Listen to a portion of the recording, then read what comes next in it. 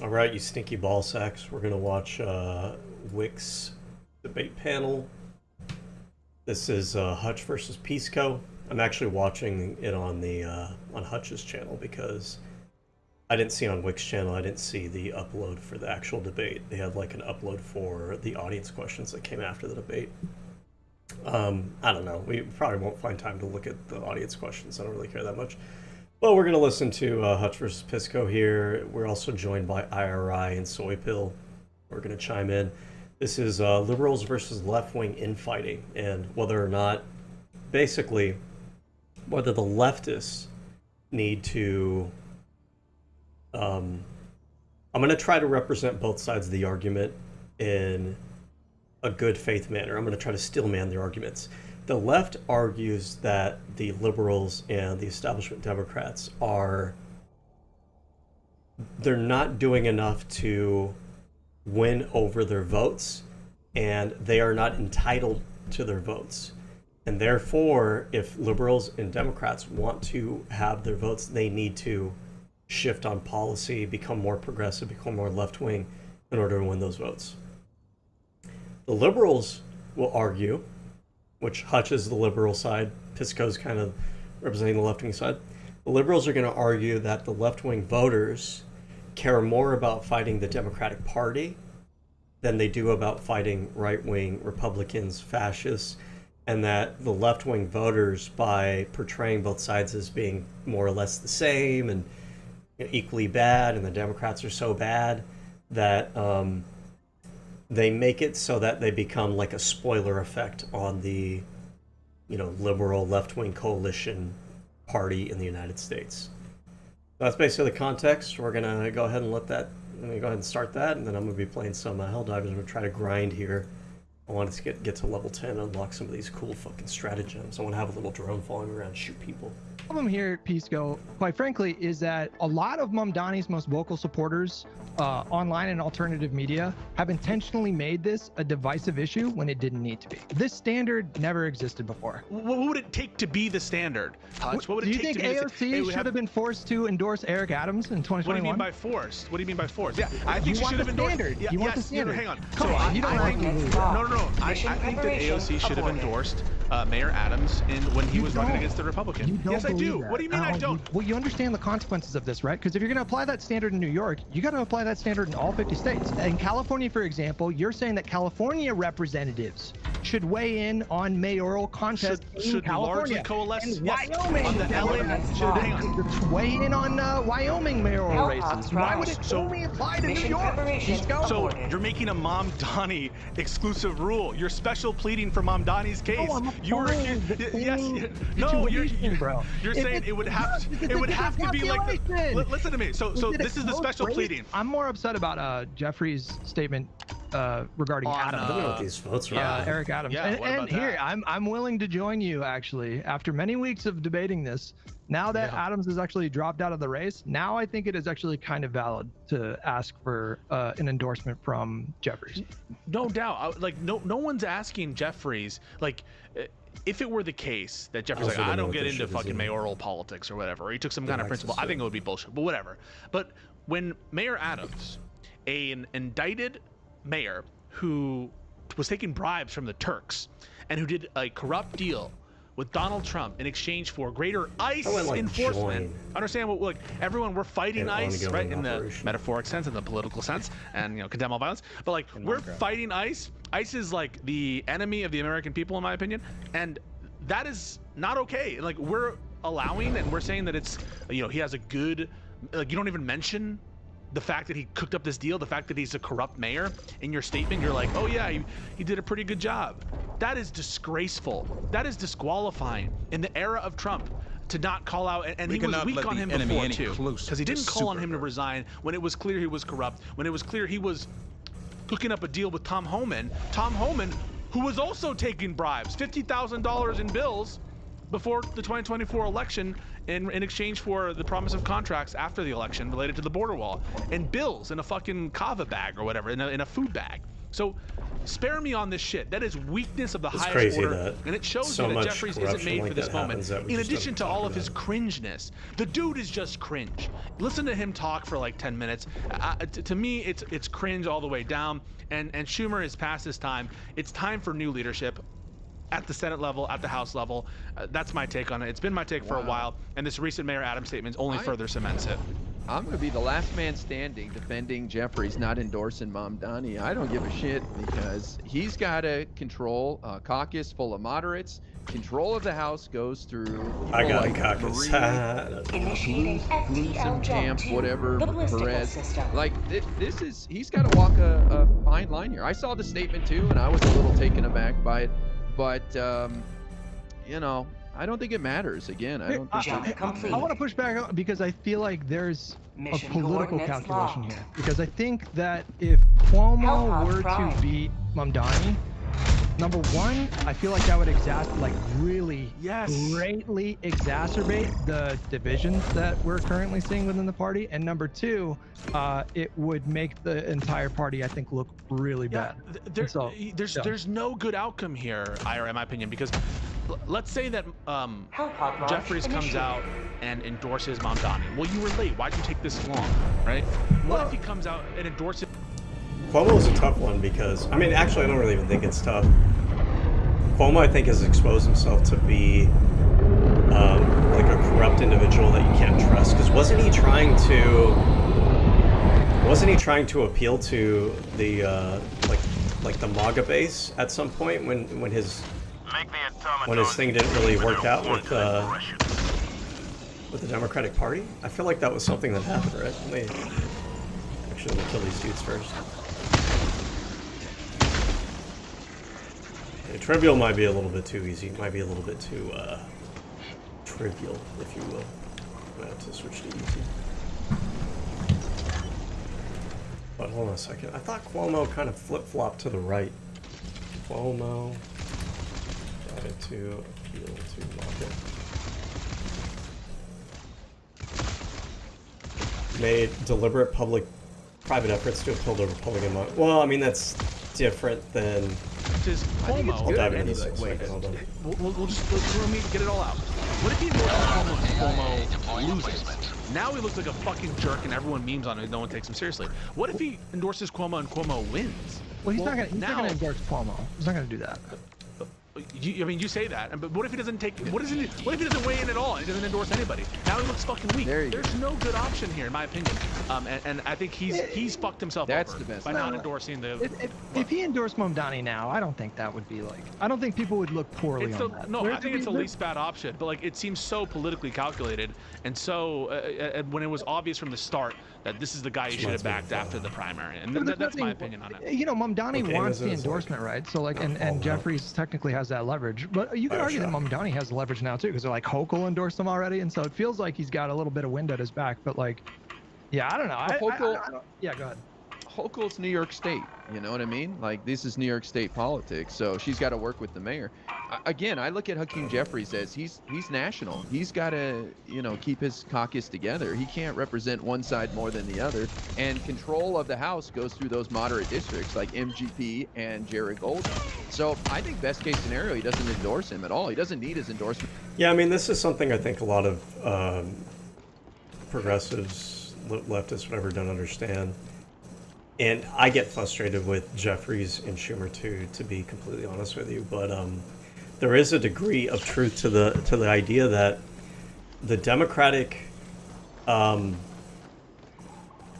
Democratic voters in these red states are not going to necessarily be all that progressive. And there is an element of, unfortunately, Schumer and Jeffries have to try to straddle the line between simultaneously appealing to the progressives in their party, keeping them in line, also keeping in line kind of these more conservative-leaning Democrats from these red states. And I don't know. I don't really have a good solution to that. That doesn't mean that I still don't have criticisms of Jeffries and Schumer. I feel like they still fucked up, but I don't know. It's worth considering, I guess. To win, and he stays neutral, and then he's not associated with him. I mean, let me challenge you, Pisco. What does Hakeem Jeffries get out of endorsing Mamdani? I think that he's to endorsing do his a job. broad For his job.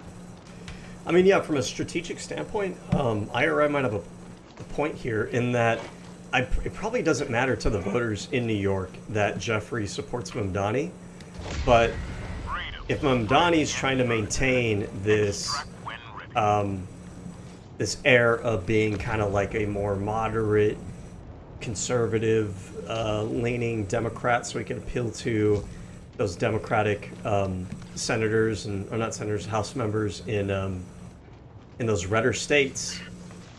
Maybe it is strategically more beneficial to, I would say, maybe not necessarily go out of his way to endorse Mamdani, knowing that Mamdani will do fine in that state election without his endorsement.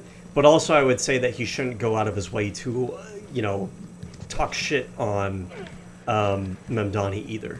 He could just maintain like a neutral stance and kind of get the benefits of both sides there. That is probably the play to make.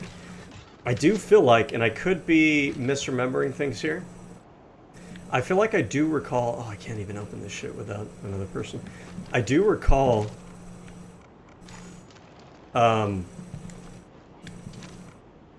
Jeffrey's saying some negative things about Mamdani, though. I don't know if that is like a flawed memory that I have. Let me look this up real fast. What did he say? Jeffrey's on Mamdani election. So he threw support behind Mamdani. This must have been at like the last minute. Well, he endorsed him. So what is the issue?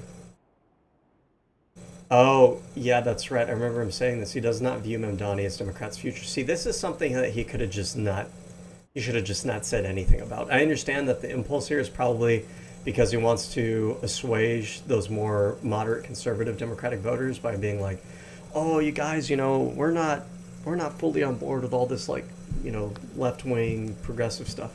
Fine, I get that. I get that from a strategic rhetorical standpoint. But also, you don't need to shit on him either. You take a neutral stance. You do, frankly speaking, what Republicans do a lot of the time, which is when someone asks you, oh, how do you feel about Mamdani? Do you think Mamdani is the future of the party? You just say something like, I think the future of the Democratic Party is that we need to be a broad coalition with, we're a big enough tent to incorporate a lot of different people. People will criticize you, oh, that was a milquetoast statement, it doesn't mean anything, sure, whatever, right? But the opportunity cost of making the other kind of statement where you alienate one side or the other, that's worse than just being someone that people will point to and go, wow, you didn't really make much of a statement. It's a better outcome. That's what he should have done, I think. That would be my criticism of him there. Now, since I'm doing this, I want to know, because I thought Cuomo...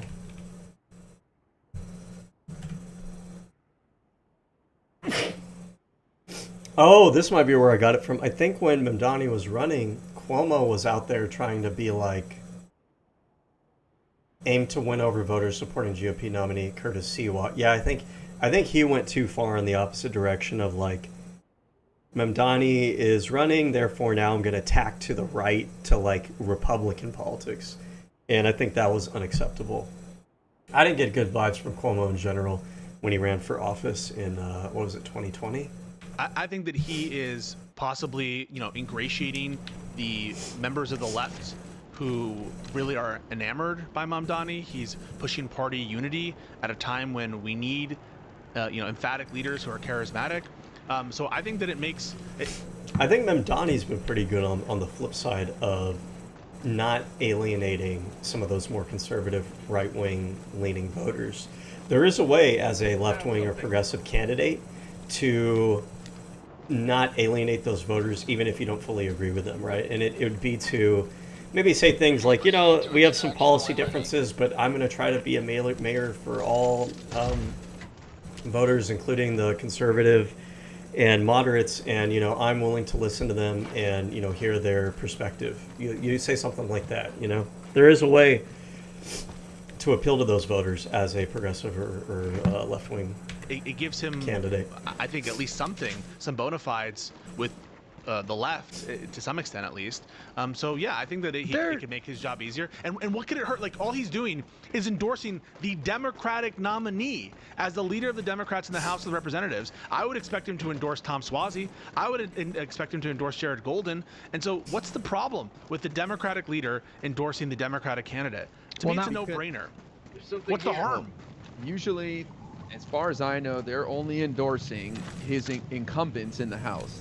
Anything else, he's not really involved in. So he's only going to fight for incumbents in the House, and that's it. Like, nothing else. He's not involved in anything else. And this is a principled position, you think? That well, this is the standard. It's not principled. This is the standard. It's about getting. That's also a good point too. I mean, Jeffries is the leader of the House Democrats. Honestly, he doesn't. He really doesn't really need to wade into any controversies that are outside of, House Democrats, House elections, stuff like that. He can, sure, right, but like he doesn't really have to. It's not really his lane. So it is safe for him to just, you know what, I'm the House Democratic leader. I'm focused on that. I'm not really focused on state level politics. The voters of New York can make their own decision. He could have said something like that too, honestly. What's going to make his job easier? He's a national figure for the Democrats. Does he want to be associated with Mamdani on the national stage? I'm just saying, does that help him do his job? I'm not sure it does. Well, then what is this flirtation of I'm going to talk with Mamdani? Yeah, go for it. Pisco, I guess the ultimate question is, because I'm still on the fence about this, obviously I think he should endorse, but like whether or not, I don't know, I can't see the future. Does endorsing Mamdani kind of... Wait a second. Am I watching the right debate? This must be old. Oh shit, I'm watching the wrong fucking debate. I'm an idiot. Hold on a second.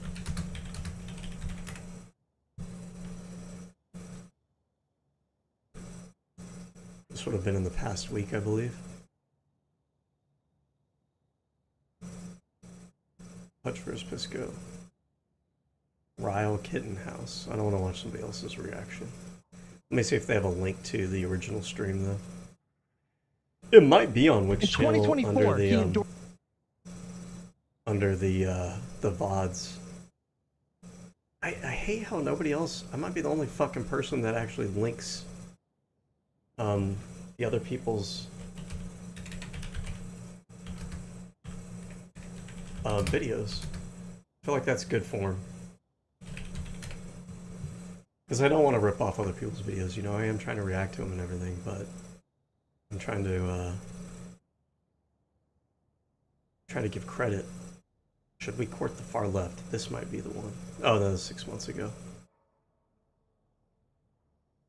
Pisco vs. Hutch gets heated. Destiny, no. This was called, so... Okay. This is...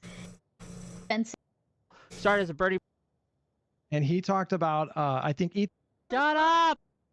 The content. Back hard. No, this is like a conversation afterwards. He probably has it in his VODs, though. Let me see here. How big is Wix stream? 9.9K? I feel like maybe if Wix put more effort into, like, why is this not a video up on his channel? You know what I mean? Like, it should be. So that makes me curious. Why doesn't he have that listed?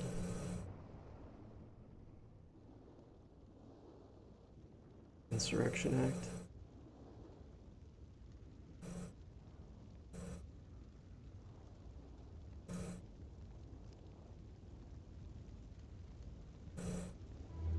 The question is why?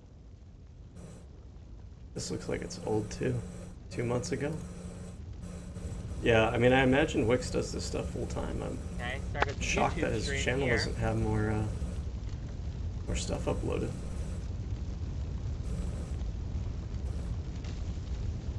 Pixie, this is old too.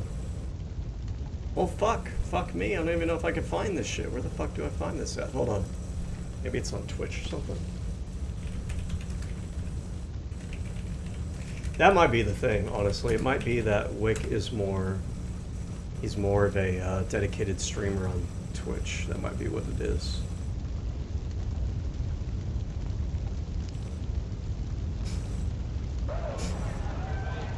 This looks interesting, loaner box, but this is from 20 days ago. Do you not have the ability to see old streams?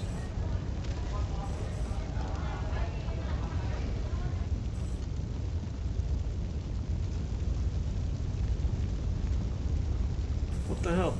Okay, hold on.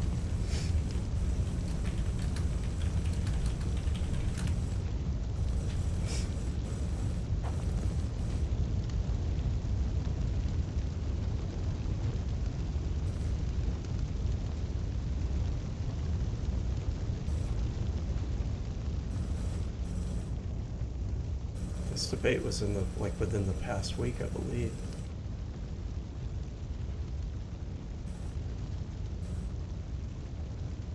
Oh, maybe it wasn't on Lickstream.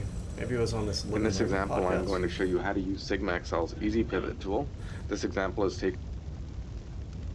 When is this from? 5 days ago? Maybe it is, actually. Maybe that's what I have wrong here.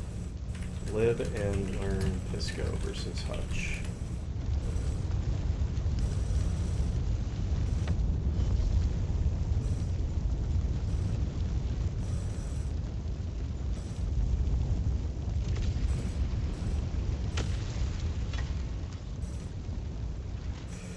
Yeah, see, I don't want to watch somebody else's stream on this. I might just switch this to react to something else if I can't find this. Donate here.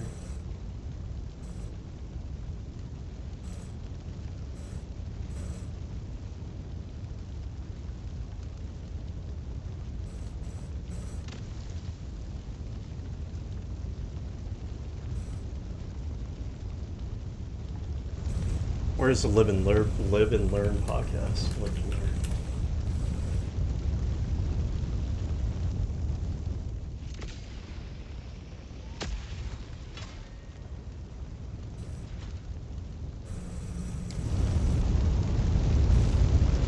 Oh shit.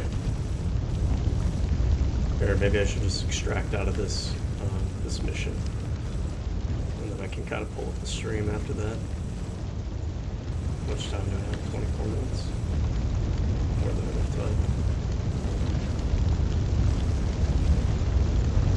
Oh, okay.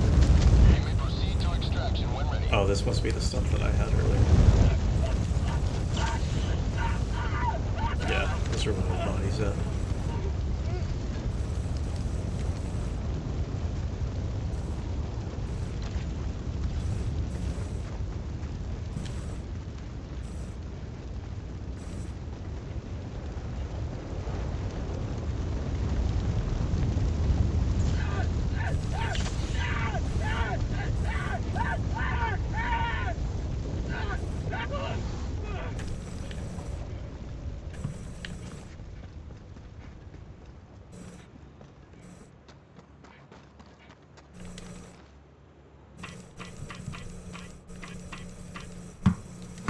Extraction request confirmed. Shuttle inbound.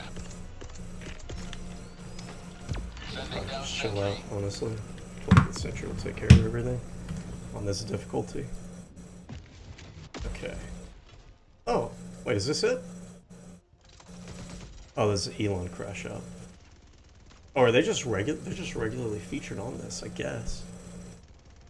Crash out and Cash Patel. Oh, but this is from 11 months ago.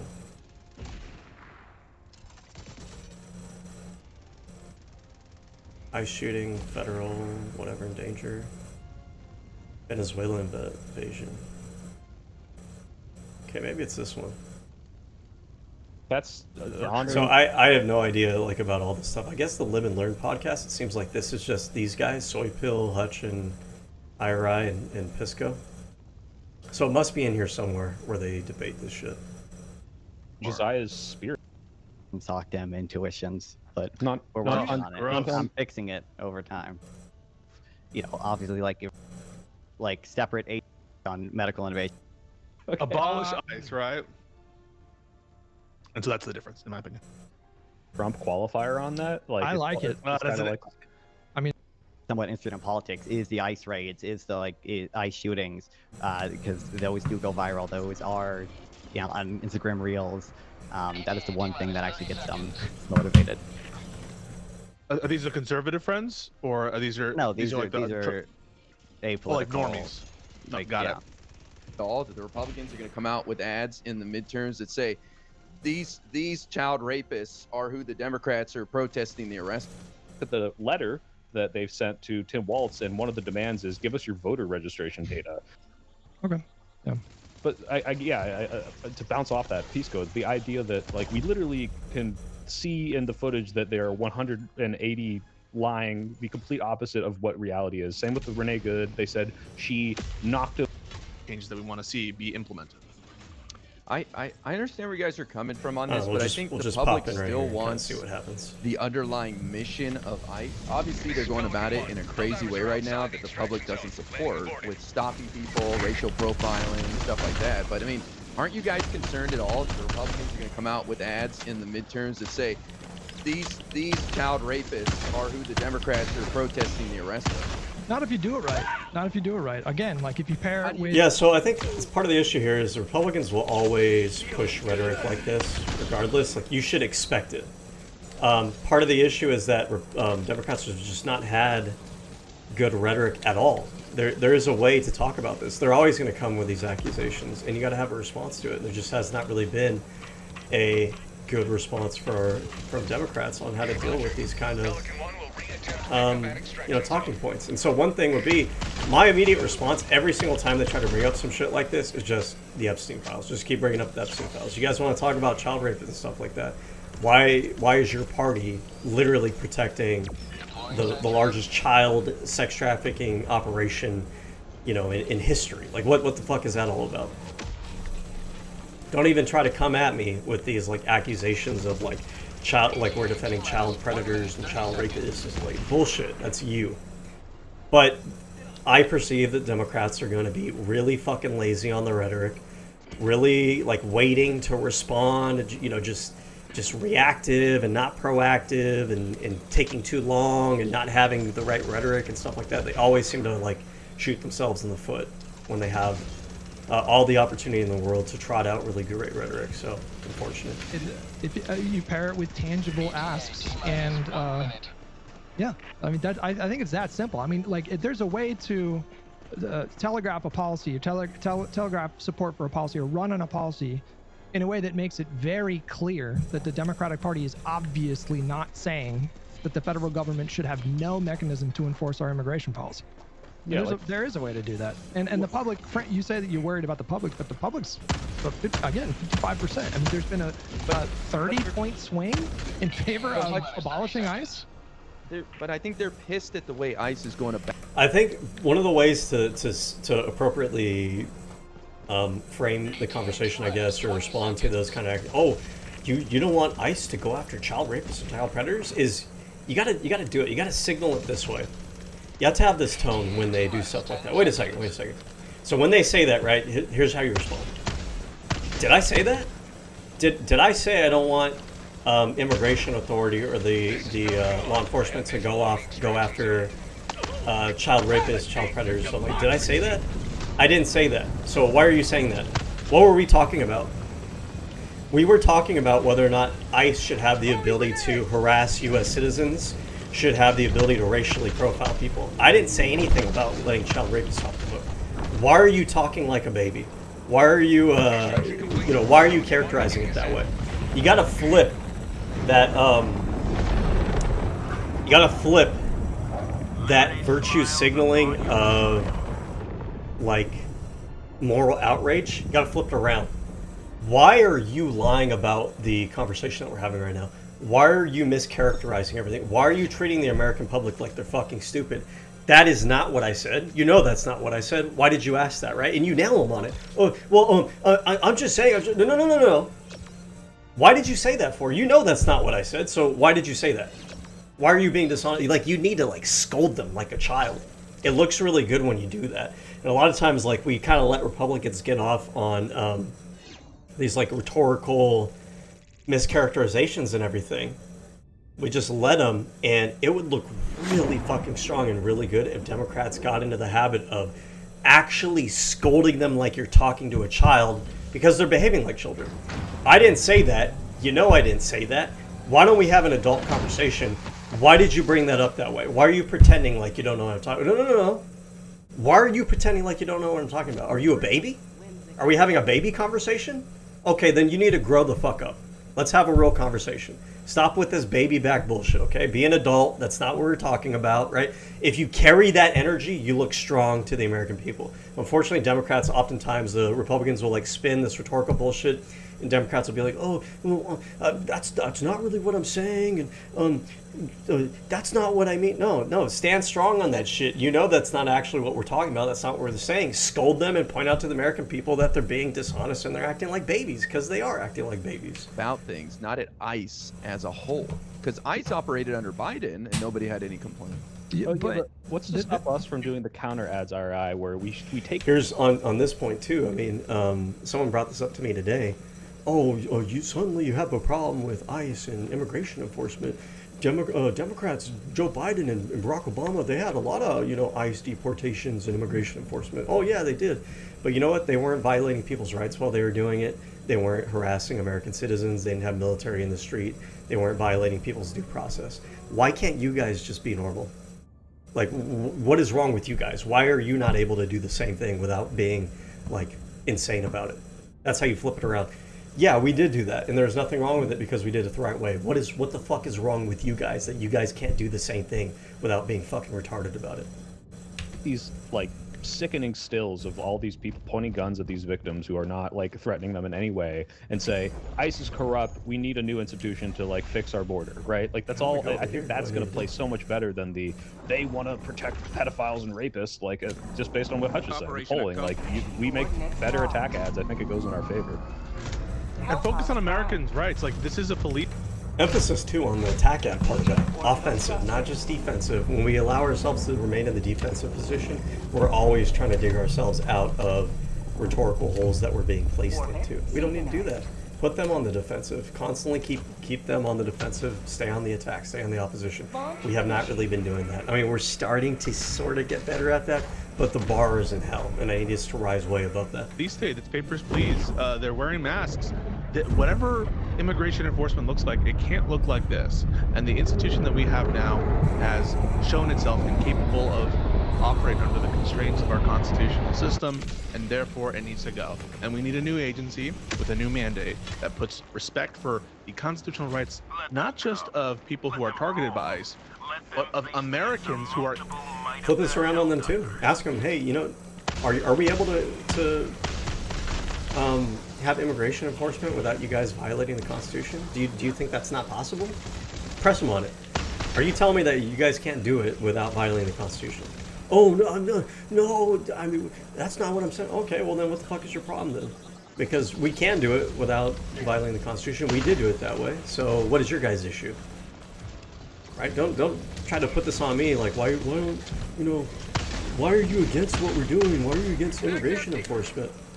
Why can't you guys do it without having military in the street harassing U.S. citizens and all this like nonsense and shit? It doesn't need to happen. Like, it's bullshit. Innocent, exercising their liberties, and that's what's most important, right? Because you want to just like try to make this about Kilmar Beggar Garcia. That's one thing, right? And I think that matters, and we did see an opinion shift on that. But when it comes to American civil rights, you're gunning down a VA nurse who's trying to help a woman without any justification. We should be running on that still image of the guy with him with a gun aiming at his back for the rest of the midterms. I have no problem with it. There's a lot more people beyond Kilmar Garcia too that were improperly deported. What we should be doing is we should make a whole list of those people, run attack ads during the midterms. Just post like a long list, scrolling on the screen and go, these are all the people the Trump administration improperly deported when they didn't have the authority to.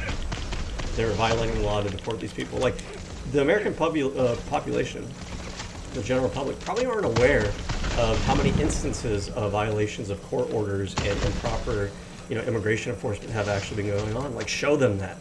You know what I mean? Don't just make it about Kilmar Garcia himself. Like, remind people, this isn't just a one-off mistake or error that they made. The administration has a pattern of this kind of behavior. And not only that, the pattern of that kind of behavior, why aren't any of the Republicans talking about it? Why aren't the media that you consume, why aren't they telling you about it, right? Show the American people, have them get outraged, like, what the fuck? Like, yeah, why aren't Republicans talking about this? Why didn't the media tell me about this? What the fuck's going on here? The Republicans have been up to this shit this entire time, and no one's been saying anything? What the fuck, right? Leverage that. Don't feel sorry for these fucking pieces of shit. Rub their goddamn noses in it. Wait, let Guy respond. Why not? Oh, Why not Some goddamn reform balls. Jeez.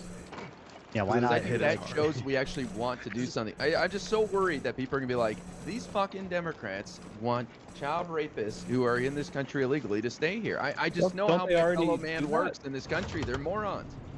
But they already do that, right, Guy? Like they did that in the Kamala election. It is true, like, yes, oh, they already do that. There is a trans way healthcare to the talk pedophile, about it, rapist, though. immigrants. Right, You know, I guess. what's going to stop them from doing it just because we changed the slogan, which might not play as well with the invigorated, angry base, right? Like, But why that worked was because we didn't draw a line of where we stand on the trans stuff. Like, we didn't say This is what good. we We need to support, be what we clear don't in our support. messaging. I think that's been a big lesson for me, learned from the 2024 election. We need to draw a line in the sand and stop letting people fill in the gap with their imagination. Yeah. Oh, well, of Yes. course the Democrats want the Very federal well authorities to stated. help Very enforce sustained. this. Very well stated. I just think when we assume that, Yeah, when we're not proactive in our rhetoric, we allow people to fill in with their own imagination what's going on, and we allow Republicans to leverage that imagination to just make stuff up. Define them before they define you. You know? I think we all agree, right, that the goal here is massive reforms, right? So whatever form that takes place, I'm frankly agnostic. I mean, I told you guys my position, but if this resulted in ICE remaining as an institution, but with a series of significant reforms codified through legislation. My position on this, I mean, you can reform the agency, I suppose, but I would prefer, I think the culture there has become so corrupted that you can't really trust it, you know? I'd rather just abolish the whole fucking thing, start over, but you have to be clear in your messaging when you say that. The American general public is not going to be okay with, oh, we're just going to abolish ICE and then nothing, no immigration enforcement. No, they want immigration enforcement. The average voter is probably fine with the idea of abolishing ICE with the understanding that something else is supposed to replace that, right? But they're not going to go for this, like, you know, open borders, no one is illegal and stolen land kind of rhetoric that comes from the left wing. You have to say, like, you know, our intention is to abolish ICE to replace it with something that hasn't been corrupted the way that the Republican Party has corrupted it. That'll sell. That will sell. If you just do abolish ICE with no clarification on whether or not, you know, you intend to replace it with anything, Republicans will run away with that, and they'll fearmonger the general public that you guys are open borders and see, oh, look at, we told you, they actually just don't want to enforce immigration at all, right? You don't want to run with that ambiguity. You want to make it very clear, like, when we say abolish ICE, we're talking about replacing it with something that isn't, you know, far-right, Republican corrupted like it exists today. I'm happy. It doesn't really matter. It's just symbolic at that point. Right. So I mean that's why I Democrats are said, like, if you could just get rid of most of the people like Trump hired or whatever, and you had a president that was not, you know, just didn't have as a policy doing these raids. Like, See, I mean, and the problem with that mentality is that we could just reform it. Is when you say just get rid of all the bad apples in there. I don't know if we have the ability to do that. Like, we're talking about thousands of employees that have participated in Donald Trump's application of ICE at this point. I don't know if there's a way to, you know, distinguish who were the good and bad actors in there. It's so, you know, it's so rotted from the inside out that honestly, it seems like you just have to destroy it and then rebuild it again. You know, it's kind of like, I'm trying to think of like a good analogy. I guess like if you were to have like gangrene on your leg, right? At some point, it's like your leg is unsalvageable now, and we have to kind of like, I'm sorry, but we have to chop your leg off because otherwise it's going to wind up infecting the rest of your body. And so, like, what do you prefer here? You got to kind of cut off the leg and then put in a prosthetic, replace it. Happy with that. Right. I'm not sure whether or not you can message effectively on that, but I do have like some basic concern that the abolish ICE slogan is just gonna things could very easily swing. Yes, the abolish ICE slogan by itself in a vacuum will be weaponized against you. The important thing is to just right now, early on, proactively. We don't even have to wait for the Republicans to try to, spin that narrative against us. We just start right now, just making it very clear: abolish and replace ICE. That's the full slogan. Easy peasy. Communicates everything that you want to communicate to the American people. Gets out ahead of Republicans talking shit, right? And if we start establishing this right now, by the time Republicans start trying to catch up to spin this narrative in the opposite direction, the general public will know, well, no, they're talking about abolish and replace. So why are you guys pretending that that's not what they're saying, right? You need to paint the environment. You need to sow the seeds. You need to, till you need to fertilize the soil before Republicans ever get to come along and start trying to plant weeds. Back in the other direction, if there's like some publicized like immigrant, killing or a U.S. citizen or whatever, or if there are riots that break out similar to 2020. I mean, Right. like we saw support for Black Lives Matter go up to I think 55% shortly after George Floyd, and then all of that was erased within 3 months because of the riots. And so, if we're in a similar situation 3 months from now, yeah, this is so important and so true. I don't know. Sometimes I feel like activists do not realize this because they kind of stay in their own bubbles sometimes. Like, this shit is not popular with the general public. It's just not. I'm sorry. They don't see the world the way you see it. They don't have the same experiences that you do. They may not have the same kind of education that you do. The average general person sees a bunch of people like burning down business and shit, and it is not a good look at all whatsoever. You need to have, and so far, this current iteration of activism and protest, they've been very good, I think, about maintaining peaceful, nonviolent protests. And I think that's worked in our favor massively. I mean, look at the shift in public polling on a variety of issues. Look at the different kind of like special elections that have been having where we're flipping historically Republican seats. Okay, we're doing really well right now in that regard. We just need to stay disciplined on this, remind ourselves of that discipline, and just keep chugging along, doing what we're doing. And again, being proactive about the rhetoric that we're using, widespread and the way that rioting we're happens, conducting ourselves. that allows the Republicans to like seize control of the narrative, which I think would be really fucking stupid. And so I would encourage anybody listening to discourage their friends from doing stupid shit. And if that's the case, then you go with reforms. It's just you should be dynamic. My position is the policy I want to see is the abolishment of ICE. Given that it's the policy that I want to see, it is in fact what I think we should run on, and it is, I think, the message that we should try to promote. And I think that the way to address. Okay, so you would need to clarify with Pisco here. Pisco, when you say abolish ICE, do you mean abolish and then that's it, or do you mean abolish and replace? Because you may not know, you may not realize that when you say that in your mind, you think that you're communicating that clearly and everybody knows what you're talking about, but they absolutely don't. A lot of people will hear you say that and they'll think that you just don't want any immigration enforcement at all.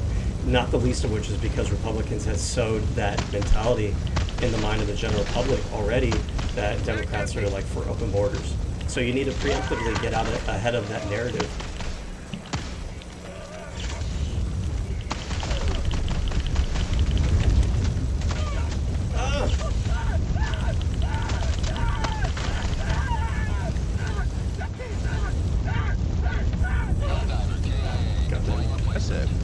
Is to focus on the reason why ICE needs to be abolished. And the reason ICE needs to be abolished is because they, as an agency isn't separate from its personnel in that respect, non-fun, right? Agencies develop through a course of cultural development over time. Like, one of the horrible things that's happening with the gutting of all these different agencies is we're losing a lot of that internal cohesion that has been built up over decades and decades and decades at like very important agencies that regulate in the United States. And that sort of background culture, that stuff isn't easy to replace and recreate or to fix entirely. And so given that, I think that personnel and agency and policy are almost hand in hand.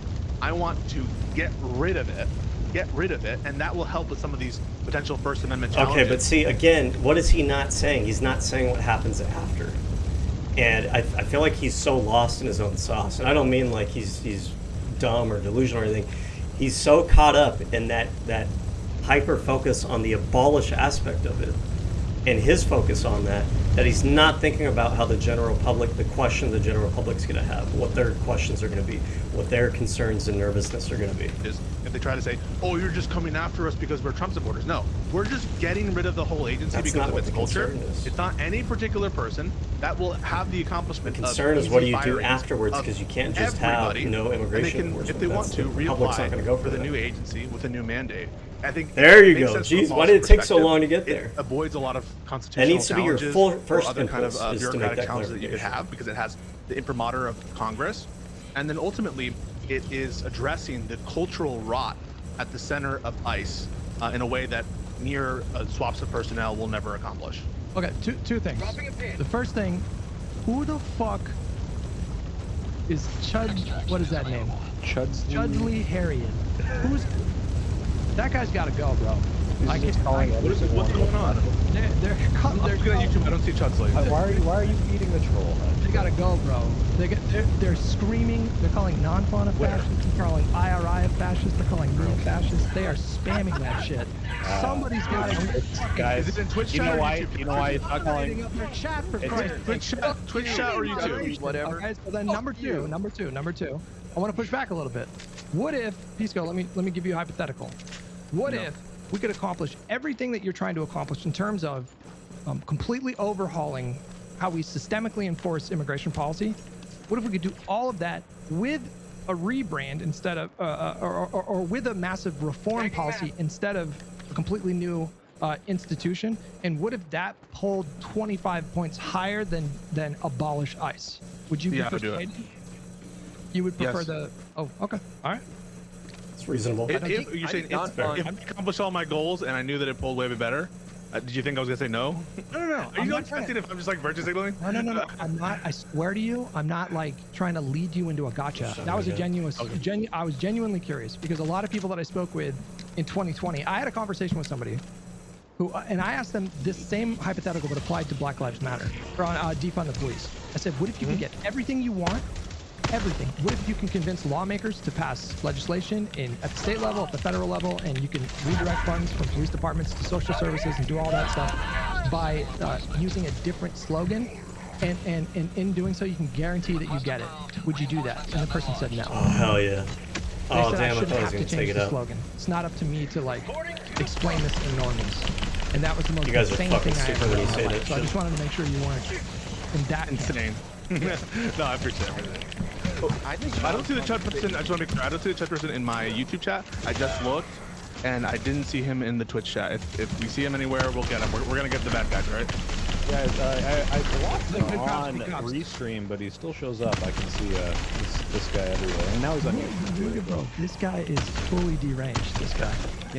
Get the help you need, Chudley, whatever the fuckly.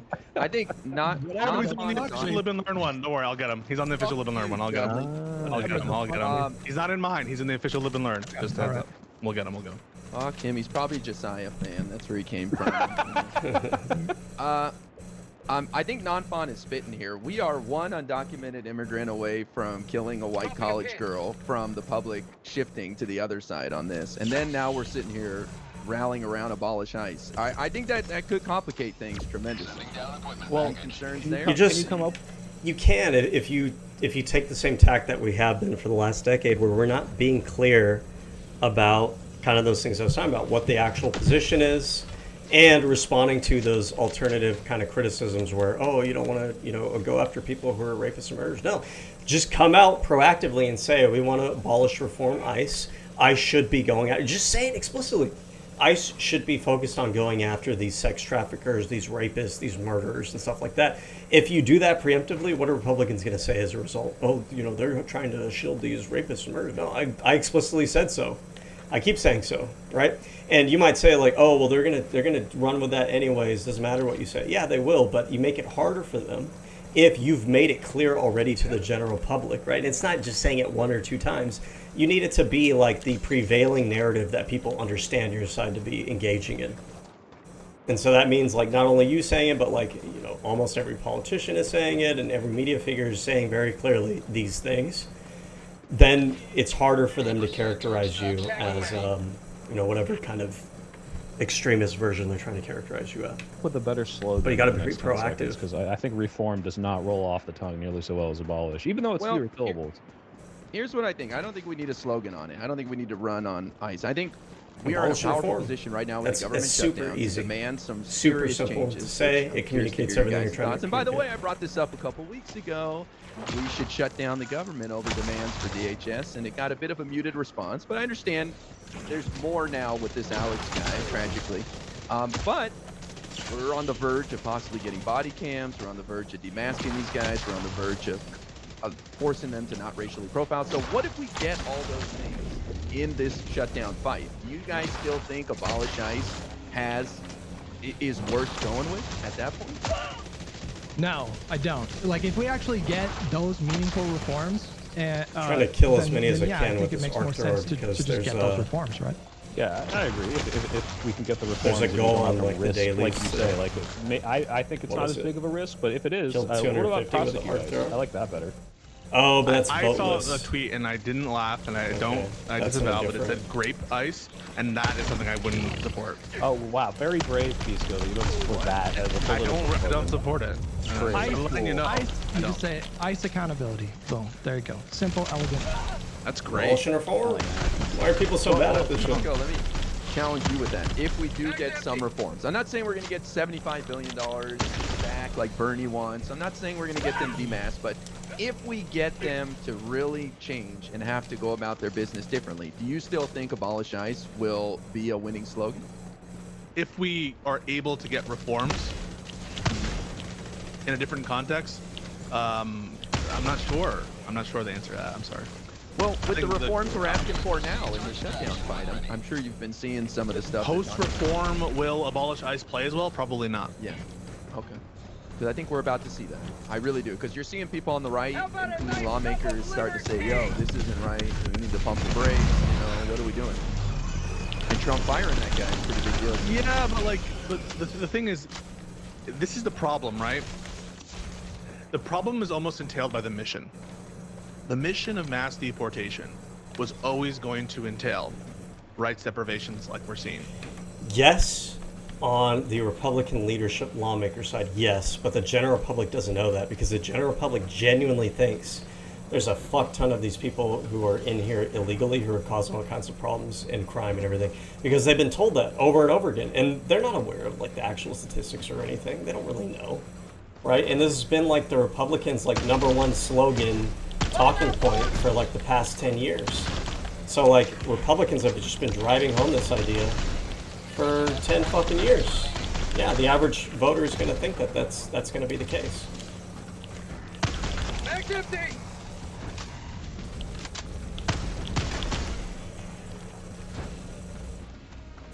Okay, where am I following it from?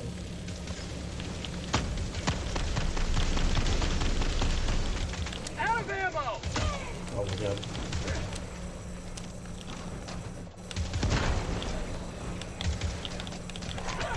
Reinforcement budget running low. I don't know what I was thinking there. Because once you get the people who are easy to get, they're in the system, they're the ones who are showing up for a lot of their hearings, they're ones who are more visible in other ways, potentially, or they're showing up to places where, ICE is known to go.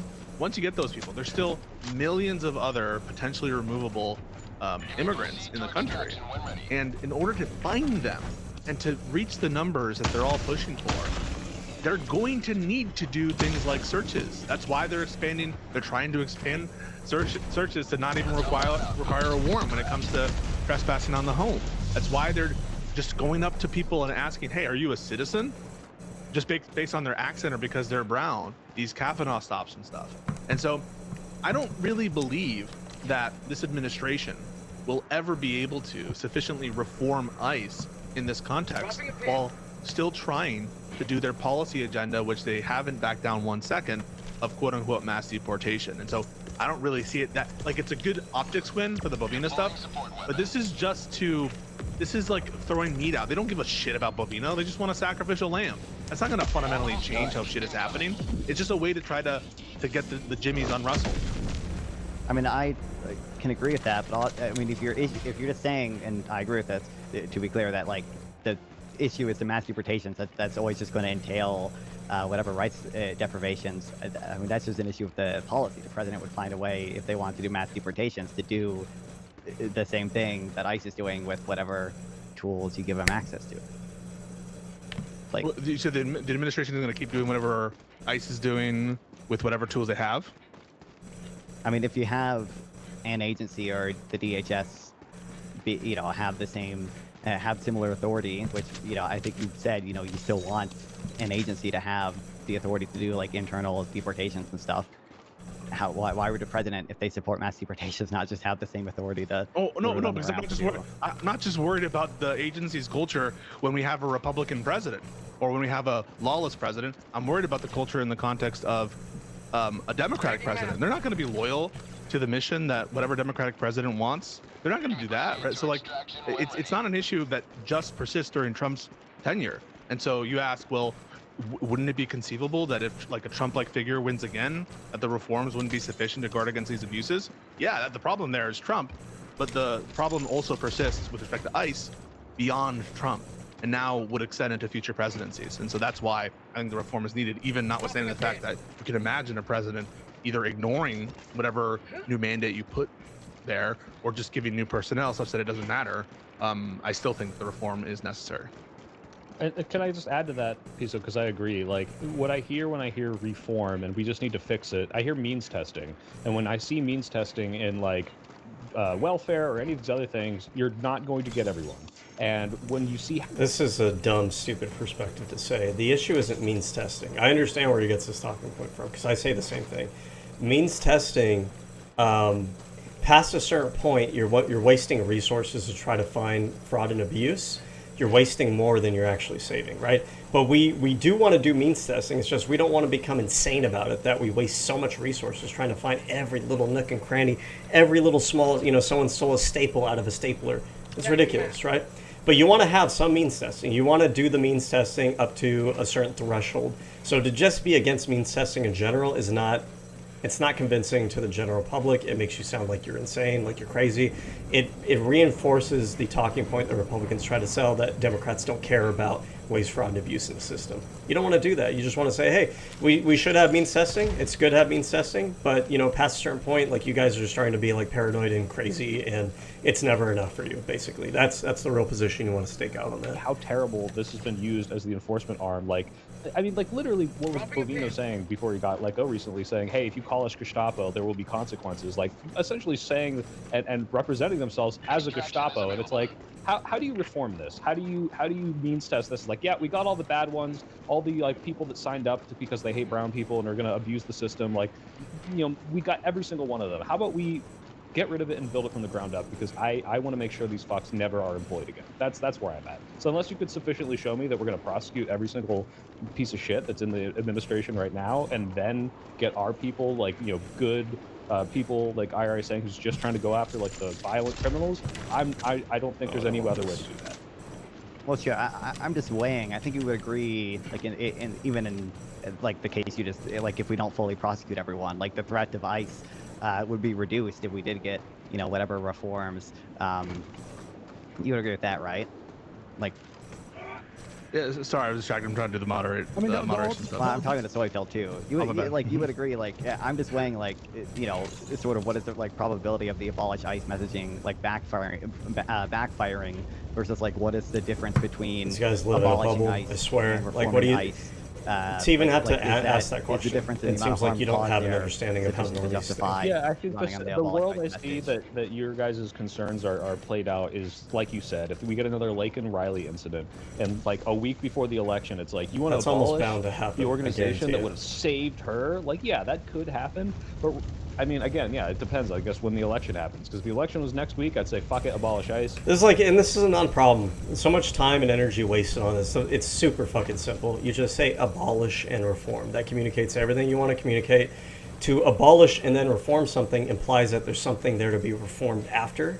And then the reform aspect tells you that the thing that is replacing is not going to have the same issues that the current one does. It communicates everything that you need to communicate. It's not that fucking complicated. It's not that goddamn deep. I don't know why is this hard? Why are we struggling with this?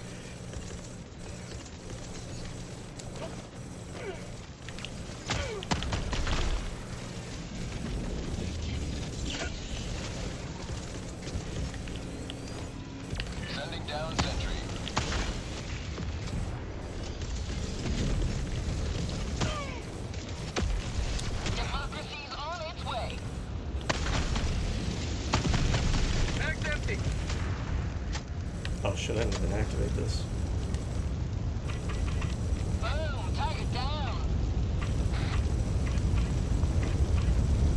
Coordinates received. This is Pelican 1 returning to extraction radius. If it happens after, yeah, maybe you got to change your messaging a little bit, but I don't know how risky that is. It's hard to say. Wouldn't put it past the Trump administration to unleash 20 rapists undocumented that they have in their custody in a college town the week before the election, man. They're fucking nuts, these guys. It seems like the further they push things, the bigger the response that they provoke. Like, I don't know about you guys, but I was so fucking inspired to see 50,000 people in Minnesota marching in sub-zero temperatures. We had 30,000 people in Los Angeles, a city of 3.8 million people, almost 3.9 million people, and we got 30,000 people. That's a city of 425,000 people, and 50,000 people were marching. And if the reports about Bovino are true, that potentially resulted in pretty, somebody got fired. So, they're setting an example, I think, for the country right now. And I think it's important to remind people too that Republicans are vulnerable going into these midterms. Anybody that is in a Trump plus 11, 12 district or state, thank you for doing that, by the way. So I'm doing that until we can find a way to get rid of it. Any Republican that's serving in a Trump plus 12 or lower district or state is vulnerable right now. So yes, I think we should pressure Democrats right now to hold the line and to pick a fight over this. I think this is worth another shutdown fight. But also, if you live in a district or a state where a Republican is representing you in the House or the Senate, fucking call them. Leave a voicemail. You can demonstrate in front of their offices. They are susceptible to pressure in a moment like these. All of these people care about their political futures, and all of them know that they're in deep shit right now. So, like, it's not just the Democrats that can be pressured in this moment. Like, we can actually potentially extract concessions here.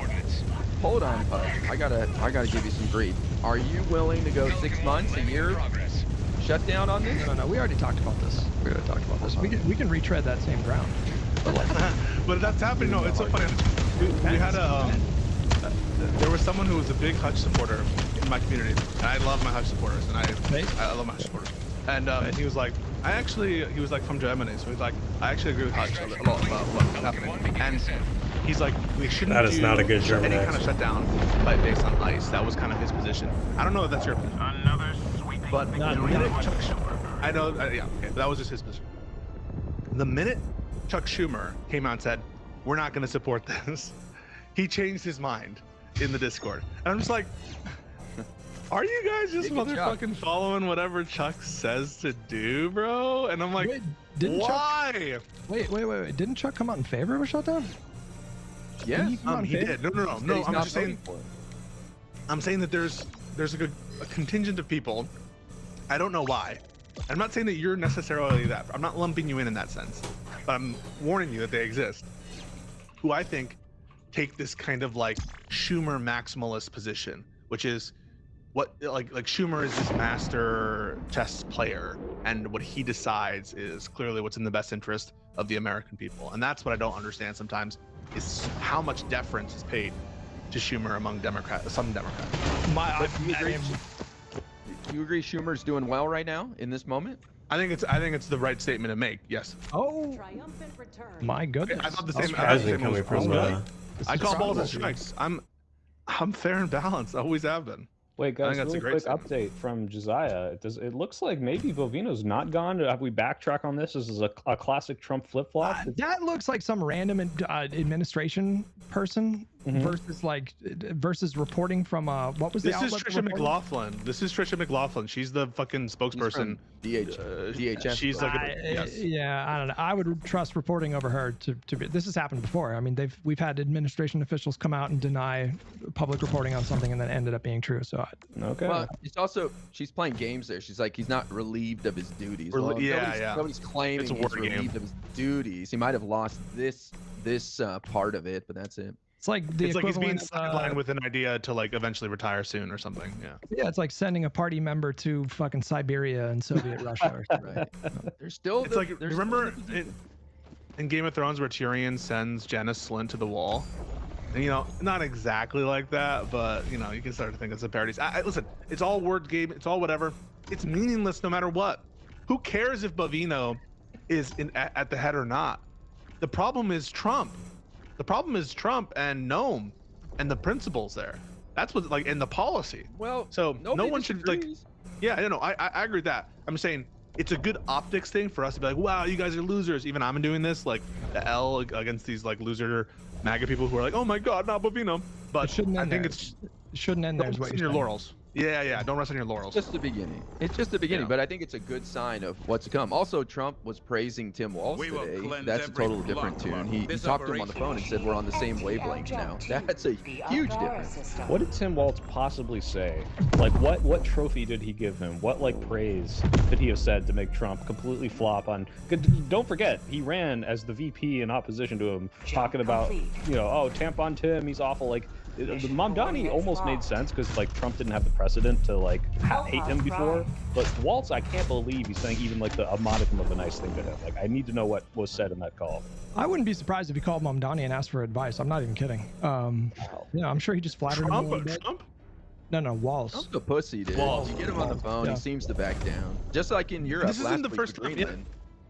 And it's not the first time to sort of back what IRI is saying. If you guys remember the George Floyd stuff, he specifically, like, praised Walz's performance there, right? Like, I'm pretty sure he said, you know, he's doing a great job with what's going on in Minnesota and the protests. And so I don't think that we should take what he's saying right now as if there's going to be a massive shift in policy. I think that what's happening is he can read a little bit the room, and he knows the shoot was a bad shoot, and he's losing on it, and so that should be a signal of weakness, and everyone should smell blood in the water and take advantage of it. You Ryan know, Getty. Where's Ryan Getty? He's in somebody's chat. he's in my chat. Why? I watched your recent video on Gavin Newsom, bro. That was good, man. He makes good videos, man. Everybody should subscribe to Ryan. It's good. You said, like, you know, he sees the blood in the water, reads the writing on the wall. I can't believe Tim Pool came out and said, this is a bad shoot. Although now he's reposting videos of, like, AI upscaled, you know, images that make it look like the guy might have a gun in his hand so that it's justified. But for a brief second there, Tim Pool couldn't grift hard enough to say, hey, this is okay. It was a funky statement, though, Soy. I agree that it was, like, maybe surprising that he would say it, but it was couched in, like, ambiguity and not 100%. It's like, oh, sure. I mean, he's still doing the fence. he said, like, Trump's not gonna win this one, like, as though this were. Did we lose IRI? Oh Shit. He said, fuck But, Pisco, I'm Yeah, that's out. probably the real reason that Tim Pool He said, initially "Shit came out talking." against it, because I'm initially the Republicans biggest weren't stan, and he can't like very defensive of it. They're like, oh man, this looks really bad. We don't think we're going to be able to sell this to our audience. You started And talking then Johnson. they started to kind of fall in line, because then they Hands up. started to see, well, other Hands up, Republicans too. are Hey, justifying speaking it. of which, We're starting to how do spin you a guys new feel narrative about for Hassan it, so saying that now we're going to Democrats were switch actually to just trying as to bad narrativize because it. Michael Brown was shot when Obama was president. He's right. Isabel? 100% right. Isabel? I did not see that. Oh, can we talk about that for a little bit? The drama, Hutch, and I want a non-pause opinion about this too. This is the criticism from, you know, the drama, Hutch. This is the elephant in the room. Be more specific. There's about like There's 15 drama. different- Yeah, go ahead. Here are the, as I understand them, the accusations from both sides. Accusation against Hutch, we'll start with that one, is Hutch spends too much time shitting on lefties who are going after Trump. That's the accusation. And then the accusation from Hutch is, you guys don't actually care about any of... Trump. Wait. No, hang on. Rephrase that. That's not true. I don't That's the think accusation. No, you can deny it. I'm just saying that's the accusation. No. How did you phrase that though? Did you say lefties that are going That after Hutch Trump? spends too much time going after lefties who are attacking Trump. What? You never heard this? Who are You never heard people say this, Stevie? I've heard the Hutch is hang on, going hang after the on. lefties so much, but these lefties are not attacking Trump very much, so I don't know about that part. What, you don't think? Hang on. You don't think people are claiming that what Hutch's Hutch's criticism is counterproductive to the goals of Sure. Trump? The last part, they are attacking Trump is the part we disagree with. I don't think these lefties go after Trump very much You at can all. disagree. You can disagree with whether the accusation is true. Okay, But do you I think that- I understand what you're saying. You're saying that they're saying that.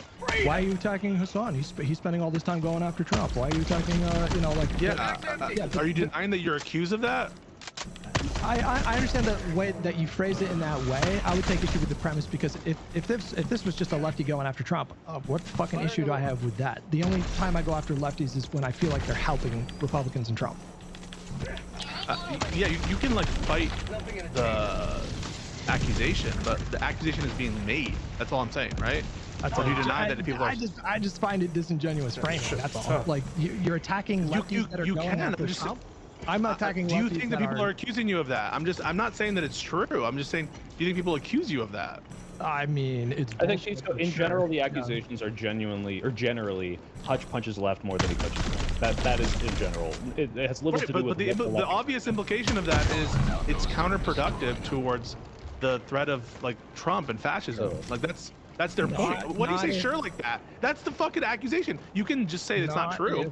No, but not if it's not counterproductive if you hold the view that I do, which is that these lefties are helping MAGA. I know you disagree with the accusation. This is the conversation. I'm just laying out that is the accusation. Okay, wait. Right? Or is that a problem? While Hutch is on the hot seat, we got a super chatter says, do you see trolley problems all the way down, and do you know about the horizon effect or the disadvantages of greedy algorithms? Nope. I guess he doesn't. You're gonna have horizon effect. Interesting. Well, I know what this. a greedy algorithm is in terms of software engineering. It's like a way to. It's hard to explain. It doesn't matter. The point is, maybe this has something to do with like often Hutch you will put everything into a dichotomy. It's like we either do this or this, and one is utilitarianly better. And maybe there's some disadvantage to doing this all the way down, but maybe he can elucidate in a different chat. Yeah. Yeah. All right, that's the accusation. Hutch is worried. Hutch is worried about our brothers to the left who are lost, and he's just trying to reach out to them and with an olive branch. That's all, and trying to bring them back to the flock. That's what I think. These freaking fire tornadoes. What do all these planets have respond fire to it. tornadoes? As I said, my view of things is that, like, I think if Hassan stopped covering politics tomorrow, and the same goes for Kyle Kulinski, frankly, I think that would net votes for Democrats. So I think that my view of them, now we can debate that, that's fine. We can have a good faith debate and we can get into the minutia about that. But that's what I believe. And so when I go after these lefties, like for example, Sean the Black, this guy, you know, like he posted a tweet, the Democrats said something like, you know, ICE are bad, or I don't know what they said. And then he quote retweeted them and said, you voted to fund this. First of all, the Democrats, not a single Democrat voted for the One Big Beautiful Bill, which is what added all that extra funding and created it and created I think Jared Golden did. Yeah. I don't think he voted for the One Big Beautiful. Okay, but even if he did, that would be one Democrat out of all of them. So first of all, he's just wrong on the facts. Second of all, if you do a cursory search of Sean the Black's tweets, you'll see that he did not vote for Kamala Harris. I'm sorry. So, you know, get fucked. Like if you're gonna spend your time on social media actively trying to tear down the Democratic Party candidate, you are actively helping Republicans win elections. You are complicit in 14 million projected dead from USAID cuts. The 2 people in Minneapolis would still be alive if people like you made better decisions. And they're gonna keep doing it. And so, like, they act like opposition, and then when I treat them like opposition, the way that they behave, the way that they market themselves, they want to clutch their pearls and tell me that I'm being mean and counterproductive. Excuse me, my whole brand is I fucking hate Republicans, and I will spend the rest of my life trying to convince people to support every Democrat on every ticket for the rest of their lives. That's my entire fucking brand, bro. So if you're gonna accuse me of being complicit in fascism when you are literally the reason why those people are dead in Minneapolis, you can get fucked. That's my literally. position on that. Wait, I don't think that's fair. I don't think it's fair to say that they are literally the reason. But I do feel like there is some culpability if you didn't vote the Democratic Party they're dead, I think, candidate in 2024. Yeah, sure. They didn't help. They actively are hurting and driving voter apathy. But it's Trump and the admin is the reason they're dead. Did you vote for Kamala Harris? No? Then you are part of the reason why those people are dead.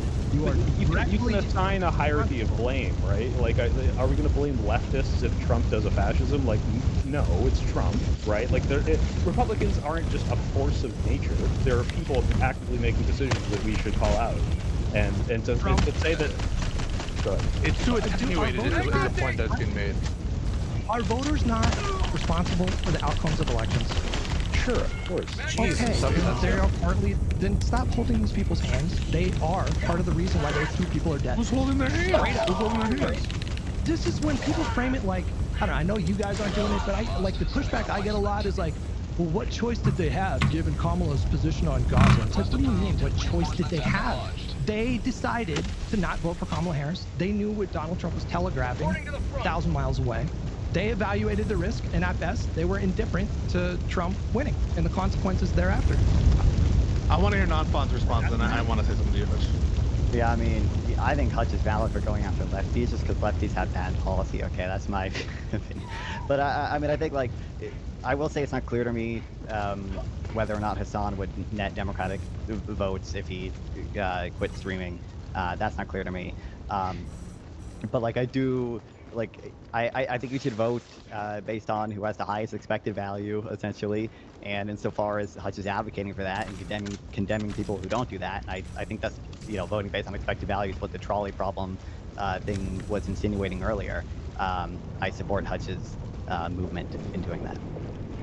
That's good. Well, listen, Hutch, I want to take what you just said, though. On the hypocrisy stuff, no doubt. But aren't you analyzing 2 different actions, which is your action justified in virtue of what the political conditions are, and is their vote justified? And one could come to the conclusion, and I'm not saying it's my conclusion, let me be clear, that both them, in withholding their vote and shitting on Kamala, did something wrong, but also you did, and that wouldn't be inconsistent. And just saying, well, you guys are worse, that's not responsive to, is what I'm doing helpful? I don't know if I said they're worse than MAGA, but mathematically they're the same. They have the same impact as a MAGA voter. You understand what I'm saying? What I'm saying is, my argument right now is that's not responsive to the claim. The claim is you're hurting the fight against Trump. I disagree. By attacking lefties. Right now, but all I'm saying is you're responsible. You guys didn't vote for Kamala. Isn't responsive to that claim. Is it? It's like you're a hypocrite for even accusing me. How dare you accuse me? You can judge me by my actions. I have always, as soon as I started covering politics on all of my channels, I have always taken the position of, you guys, the Republican Party are getting worse and worse and worse. This is really bad. We are well beyond Obama versus fucking Mitt Romney in 2012. They cannot be allowed to have power. And I don't care how you feel about the Democratic Party. There's Mitt Romney, but have you guys heard of a Mitt Romney? Pretty good music. Want to join this movement and stop them from doing these awful things? Straight ticket Democrat, blue no matter who. You ignore people that call you a shill. Do you want this to stop? Then join this movement. By the way, I mean the blue no matter who thing. The thing about that is that's not like people have always had that position. It's not like, I don't think someone like Hutch would have always had that position. It's because the current political moment that we're in, we have to survive the Republican Party first. Everything else is kind of like downstream of that. If we don't survive the Republican Party, it's game over. So like right now, it is blue no matter who, because that's just unfortunately where we're at right now. When things go back to normal, we can, have a different conversation, but.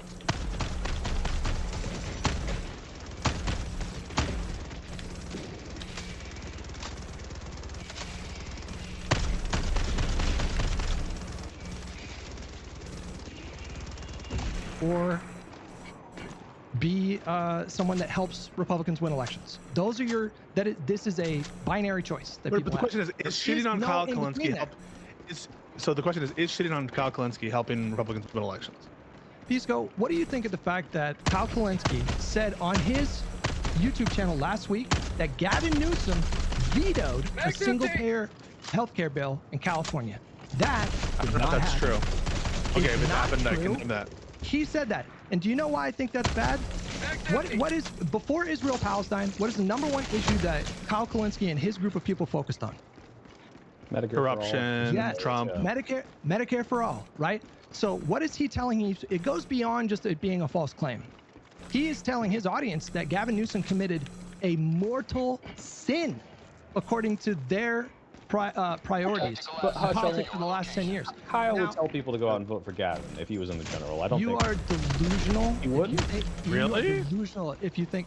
You guys, listen. I will believe it when I see it. Okay. He told just. I think he would. I think sometimes we'll give him a little too much shit. He's a little bit more left wing than I am, but I think that he's willing to. Endorse Kamala Harris. Absolutely, he endorsed. He's willing to Jill support the Stein, Democratic candidate. I think he understands No, the that was previous year. That was it. previous. No, that was previous year. In May of 2024, Okay, what do I he do with endorsed this? Jill Stein. My friend. Really? Yes. He was on for Really? Marianne too, right? Yes, He and loved they were hyping Marianne. up Marianne Williamson. He says that he's In the changing his primary, or tune. in the primary, or in the. In the general, bro. In the general. Primary. In the general, he said he endorsed. He had her on his program and endorsed Jill Stein. That's what he did. After 4 years of Donald Trump. So I'm sorry. He says he'd support Joe Manchin if he was the nominee in 2028. I will fucking believe it when I see it, because I am not taking him at his word. I don't know why anybody. I'm seeing some evidence he didn't. Okay, but if he does, so you think it's possible he won't endorse the Democratic nominee if it's Gavin Newsom, right? Absolutely. It's in his DNA to attack the Democratic establishment candidate. Someone like Gavin's gonna piss him off. But listen, I applaud Hutch for trying to help our brethren to the left who are far gone, but 90% of them end up voting for Democrats, so I'm not even worried about it. I think Hutch does it because he enjoys it, fighting with them. know. Maybe I'm wrong. I don't know. But there's almost 100 million people. Almost 100 million. IRA is correct. IRA is correct. I focus my attacks on people with platforms, with people in positions of influence. It's true I argue with random people on Twitter, but in terms of like what I prioritize, if you have a platform and you're using that platform to obfuscate, speaking of which, Pisco, the Vanguard boys, they said some very questionable shit in your conversation. They're a part of this as well. What the hell do those things They're do? a part of this I as like well. a distressing. They said that Josh Shapiro covered up a murder, bro. You understand that? We're gonna talk about that. I know they said that. But we're gonna talk about it. We're scheduling a conversation. All it takes to debunk that fucking lunacy is like a cursory Google search, bro. These people are lazy, destructive arsonists. Hutch. Okay. So the question is, by you spending your time attacking Kyle Kalinske, attacking Crystal I do think Ball, this is a fair and attacking the criticism Vanguard. Sometimes it's like, you think what are we that wasting our is political maximizing capital? your Wasting on ability to infighting? stop fascism? That's the question. Yep, I do. The answer is yes, because you think by attacking Kyle Kalinske. However, I will say that this criticism goes both ways. It cuts both ways. Left wingers sometimes focus too much on lunacy as I possibly can. Infighting with the You can have you people like Brian Tyler Cohen and Josiah that focus 100% of their attacks on Republicans. That's fine. What is wrong with me? Like the fact that you take issue with me calling them out and not the fact that Kyle Kalinske is telling, how many fucking views does that video have? 250,000 views? And he's telling his audience that Gavin Newsom vetoed single payer in California? Here's the difference. Here's the difference. Here's the difference. I think on net, Kyle Kalinske is a benefit to our effort to stop Trump. I think so too, honestly. Whether or not a particular video, I would think is I haven't seen enough negative things. I don't agree. No, guy's been rolled over a couple times. I mean, I agree. I think Kyle will come through in the end, but I don't have a problem with what Hutch does at all. I would never engage with the leftists. To me, it's more about like their lives suck, and so they're looking for something to blame, a boogeyman like capitalism or whatever, the establishment. So you're not going to get through to them unless you just put some change in their pocket and give them something to look forward to. But I think the bigger picture for me is the almost 100 million who didn't even vote in the election. I'd rather go after them. They seem a lot easier to win over than somebody. Yeah, I think that's a better focus.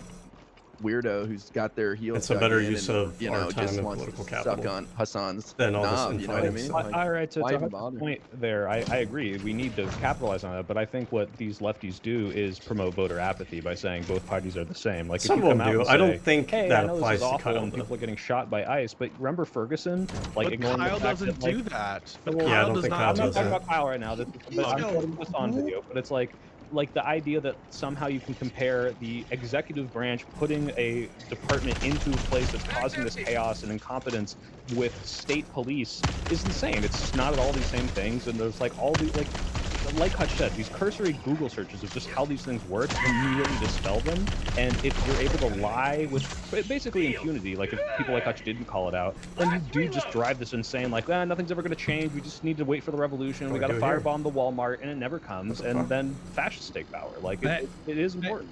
You're pressing me harder than you press Vanguard after they accused David Pacman. Oh my God! Get over yourself. What the fuck? This is actually true, bro. You are pressing me. Jesus Christ! Let me finish what I had to say. How am I pressing you? How am I pressing you? You are accusing me of wasting my time going after people who I'm asking a question, and you're pressing me harder than Vanguard when they accused David Pacman of being paid to celebrate genocide, is what they said. I'm not. They said that he got paid to celebrate genocide, and you did not. So first of all, you're factually wrong. I did contest that claim. Will you? Hutch. Will you retract the claim? Will you retract the claim that I didn't contest the ideological connection between Chorus? In fact, I brought up Chorus in the first instance. Will you retract? Will you take the moment? Hutch, will you take the moment right now to retract your claim that I didn't contest the fact that there's an ideological imposition? I said you're pressing me harder than you pressed them. How am I pressing you? How am I pressing you? Shit, that is totally insufficient. Can I call it out? How am I pressing you? I'm asking. You're not pressing me here? You're not pressing me on this? By asking you whether or not you think, just elucidating the view that Kyle Kalinske is net bad for the Democrats, just asking that question is pressing you. You say stuff like Kyle Kalinske, he doesn't do that. What do you mean he doesn't do that? In 2016, That's pressing you? In 2016, he was burning your bus. In 2020, he was on election night on Joe Rogan's podcast. Joe Rogan asked him who he voted for. He said, nobody, I don't vote for war criminals. Okay? After 4 years of Trump, he said that. In 2024, he endorsed Jill fucking Stein. And you want me to give him credit for kind of going after MAGA kind of hard when it's like in vogue right now? What was he doing? I'm saying since the new administration. Since first of all, the claim I don't remember. That might be the case, but I'm treating you so horribly. I feel like he's not like that now. Oh my God, I'm being so mean to you right now. You gotta be open to having people like don't you think you're hurting the Democratic Party by saying stuff like the first topic of our entire the first topic was entirely monopolized by the quote-unquote elephant in the room about whether or not they're willing to support and endorse Democrats. At the end of the conversation, they say we are going to endorse the Democrats. Yeah, after they have views of genocide, bring up murder, and like Gavin Newsom killing babies or whatever. Which immediately I said I don't agree. Let's have a conversation about that at a later time. But I'm now being mean to you. I don't understand that. Like, I went through the whole virtue signal. I went through the whole virtue signal thing with the Vanguard. You're not hurting my feelings. Truly, I like these exchanges. I don't mind them, and we can move on after this. But like, and Pisco, I do expect I love Hutch, but just to be clear, he's just saying, I do love Hutch. It seems like you're diving more deeply into the ideology that Hutch is doing, and I don't think you're being mean, but give me a break. What are you talking about? I don't know what's your Vanguard thing, but it seems like you didn't ask even follow-up questions or kind of stay on these topics with them. Is that kind of what you're saying, Hutch? Is that it? No, you could have gone harder. You could have gone harder. Wait, so the critique, as I understand it, not that Pisco agrees with it, just the one he raised is that Hutch attacking the lefties is negative expected value, but in with regard to Democrats winning, but I didn't even assert that. I'm just wondering whether or not he agrees with that. I didn't even assert it. I'm like, yeah. I'm like, this is so we're having a. I don't think he crashed out. Okay, cool. No, he didn't. It did that. Yeah, something's happening. Yeah. There was a topic that was going to be introduced about lefties and about Hassan, and I'm like, this is the accusation. I want to hear what you have to respond. And then Hutch said, I actually think it would be better off for Democrats if these people weren't influencing stuff. That's something I disagree with, and I'm just disagreeing with it as IRI is. And I just don't think that is pressing Hutch in a way that I didn't press Vanguard. I just think I'm just I don't agree, and I certainly said I don't agree with the Vanguard with stuff they said.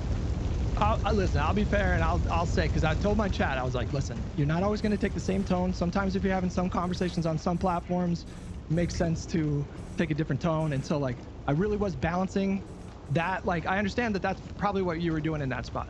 And so maybe there's value there. But there was another part of me too that watched that conversation, and there were a few moments where I would have pushed back, like way fucking harder. Like the fact that they accused David Pakman of being paid to celebrate genocide, and then you actually, to your credit, you actually said, wait, hold on. Who is they? And Who's paying? and then he immediately 180.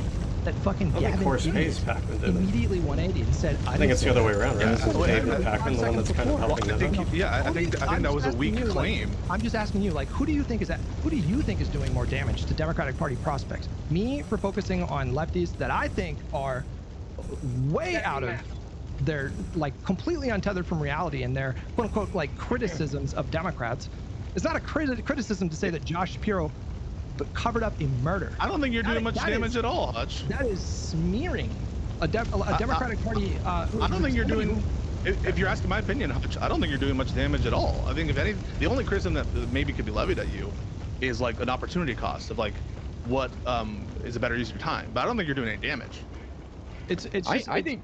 Yeah, go ahead. I think you give them too much credit, man. Like these people don't have that much influence, man. I'm telling you. It's you might maybe disagree with me, but like the Vanguard boys and Kyle Kalinske are not determining the election, man. Kyle Kalinske gets like 40 million views a month. It doesn't matter. Shitting on Trump. Shitting on Trump.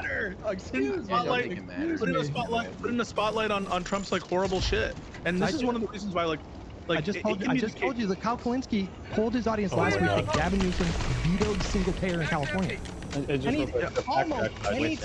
Almost any time he talks about Democrats, it's in a negative context. Almost any time. He and Crystal did endorse Jill Stein in May of 2024, which is, I didn't know this, and I guess I retract my statement of, I don't think Kyle would do that. That's insane that they did this. I didn't make that shit up. He does it every time, and so I'm sorry. I don't believe him when he says he'll fucking support the nominee. If it's Newsom, no. He's gonna shift the goalpost and be like, you know what? It's no longer Trump, so the stakes aren't as high. That's what he's gonna do. It's so fucking predictable. Yeah. So like, I am totally. Go ahead. Okay. Well, hey, fire tornado worked out in my favor this time. They're never going to vote for Democrats. Same thing with on the right. They have these libertarian weirdos that will never vote for Republicans. I was going to say. Go for it. Yeah, it's somewhat a different topic. And the obligation to like actually fight the lefties on policy issues, like when I talk to more lefty people, it's almost always about my issues with the actual policies. Instead of like just trying to get them to vote for Democrats, even though maybe I should be getting them to vote for Democrats. I'm constantly fighting on policy with these people.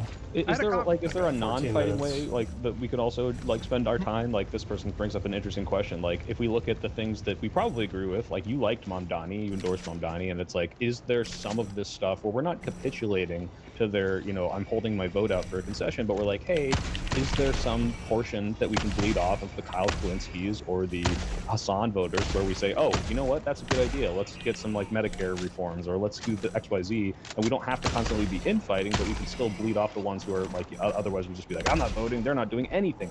Is that even something we can focus on? I don't think there's a passive way to engage with like Hassan Piker a couple days ago was interviewed by, I don't even know, some like pro-Assad like Syrian like news thing or whatever, and they asked him about, I don't know what they asked him about, but he said straight up like, a lot of people think that Democrats are opposed to police brutality, but Ferguson happened when Obama was president, which is a statement that is that's a dumb way of looking at that it insults my intelligence.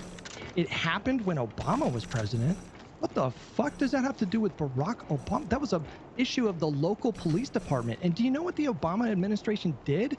Eric Holder and the DOJ at the time investigated the Ferguson Police Department, and they forced a consent decree enforced by a judge to implement reforms at that police department. And do you know what the Trump administration did when they murdered 2 people in Minneapolis? They said the people were fucking terrorists and ICE agents. You have immunity. Go nuts.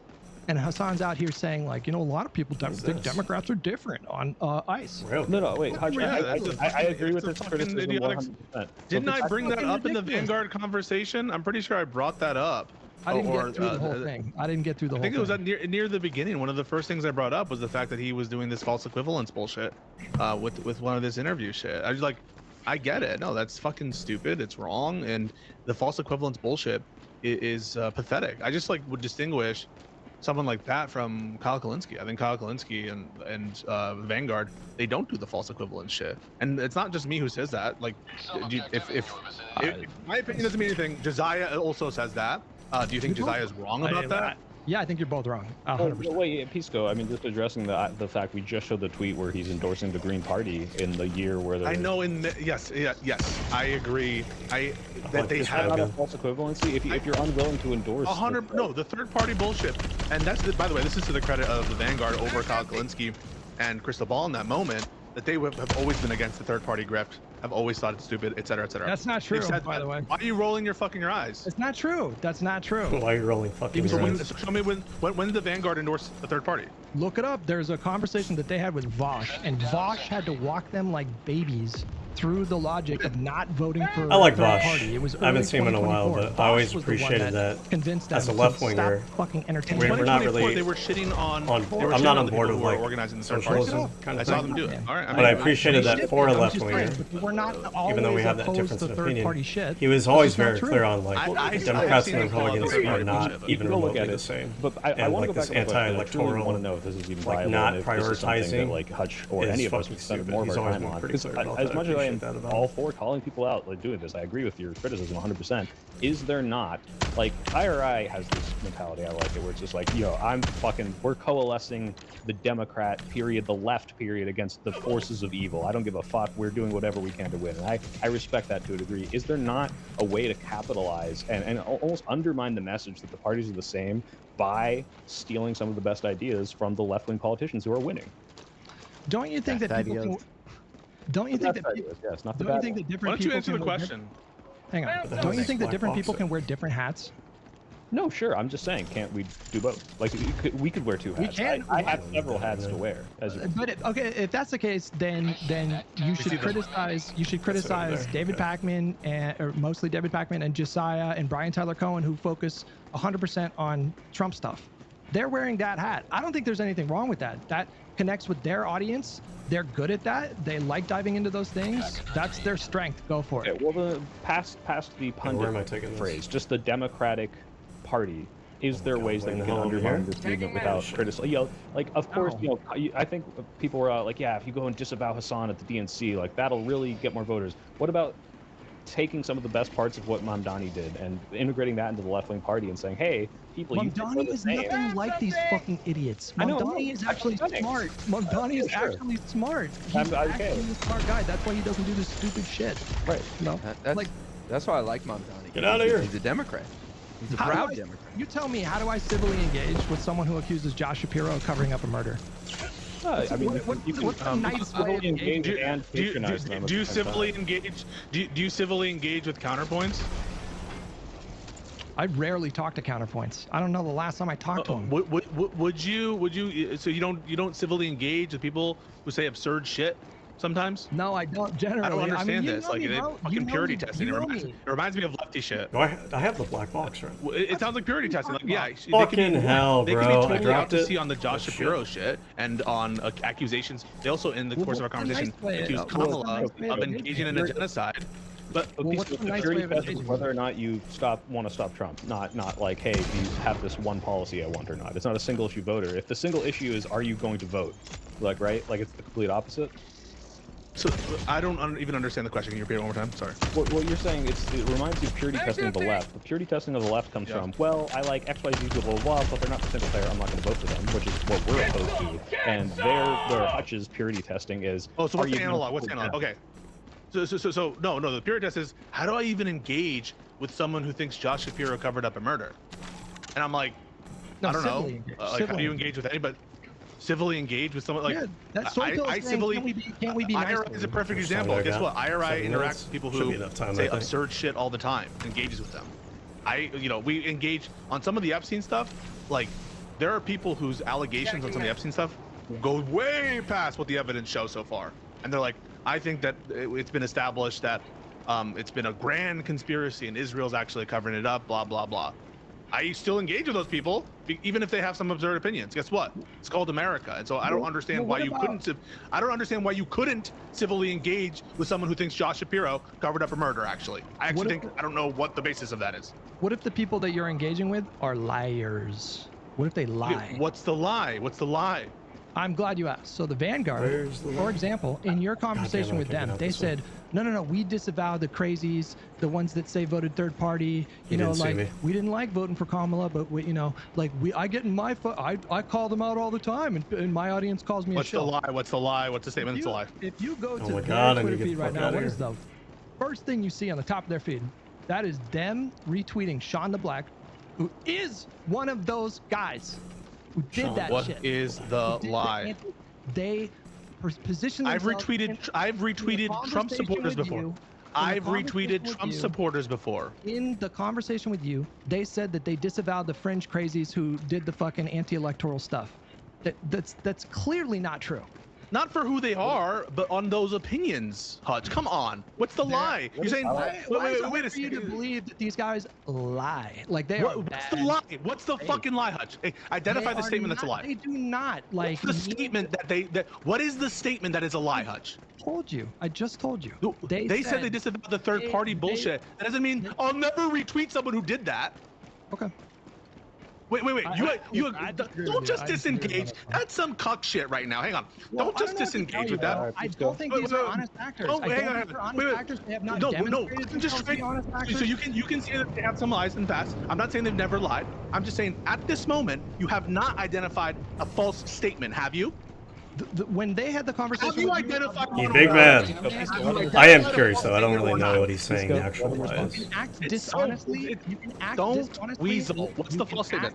You can act dishonestly without necessarily saying something that's dishonest. Does that make sense? In the conversation you guys were having about the Taylor Lorenz article with like an Chorus, explanation. right? I'm not even saying he's wrong. I just don't know what he's getting at.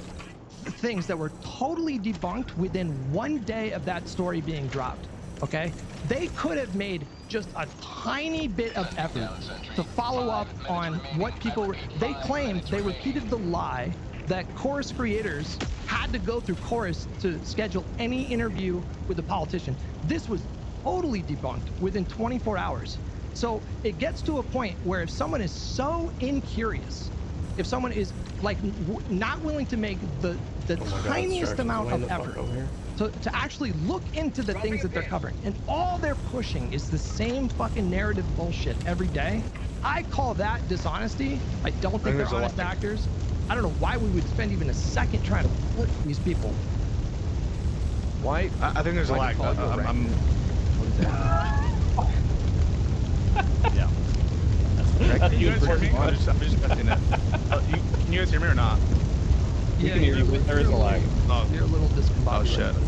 Hang on, I'm gonna refresh. Okay. Well, for high. Heated, and right now one of the parties is not here. But I do want to say this: we're having the demon to have to talk about this discussion next week, so I'm sure we'll get more into it, and it'll get even more loud and crazy and annoying. And is it better? Testing 1, 2, 3. And we're back.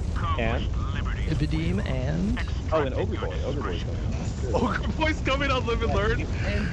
It's gonna be awesome. What a great show. You guys should subscribe to the channel. But here, let's hear from our guest. What is your thoughts on this back and forth nonsense? Listen, I think this is why I like talking about policy, okay? Because I think you can discount a lot of the sort of both parties are the same and like the weird narrative shit, especially if it is true these people like just never look into stuff. Like if you can convince them that like single payer healthcare might not be like super great, that like some of these policies are just like kind of cringe. I think you can make them a lot more comfortable. Why would single payer be and I don't know if it's bad? I don't even think most of the people in the panel policies are agree bad with than it is to like convince them to vote for Democrats because of the threat of Trump or whatever. But I think you need to be neo-lib-pilled, Hutch. I mean, did go in on Ogre Boy about I don't like people using the term neoliberal now because neoliberal actually means something different from the way that people are currently using it. Neoliberalism is actually the policy of Reagan. It's Reaganomics. It's deregulation and lowering of tax. trolley taxes on it's this the wealthy. idea that That's right what now neoliberalism we were actually just is. presented with a dichotomy. Either Hutch does What this people or are not, describing as or either Hutch does neoliberalism right or now not. is And like the horizon effect is in you're artificial a intelligence. moderate There's so many variables progressive, for like it you're to look left of through. center, you're social And so democrat. it can only It's very different. narrow this down to like a very small sector and then look through these where if you keep trolley probleming and narrowing everything down, you get super tunnel visioned on these are the only two options. And non-con just came in and said, well, what if we, have this like policy solution that actually convinces people to come over with, and so like, yeah, you can shit on them, but you can also do this. And both of these things are going to be aiding and growing our party and getting votes. So yeah. But these people are not serious about policy. Let's just be clear. Like if you ask them, what would you have done in response to, let's say, like the massive influx at the border? Like put yourself in Biden's shoes. Like what is your policy solution to that? I shit you not. Every time I've asked that question, I've asked this question so many times. They say like Cinemarxism, for example. He's this like Twitch leftist. I had a conversation with him and I asked him like, how do you like vet people coming into the country? Because you got to do that, right? He said his solution was to get rid of all border patrol. He's a prison abolitionist and a police abolitionist.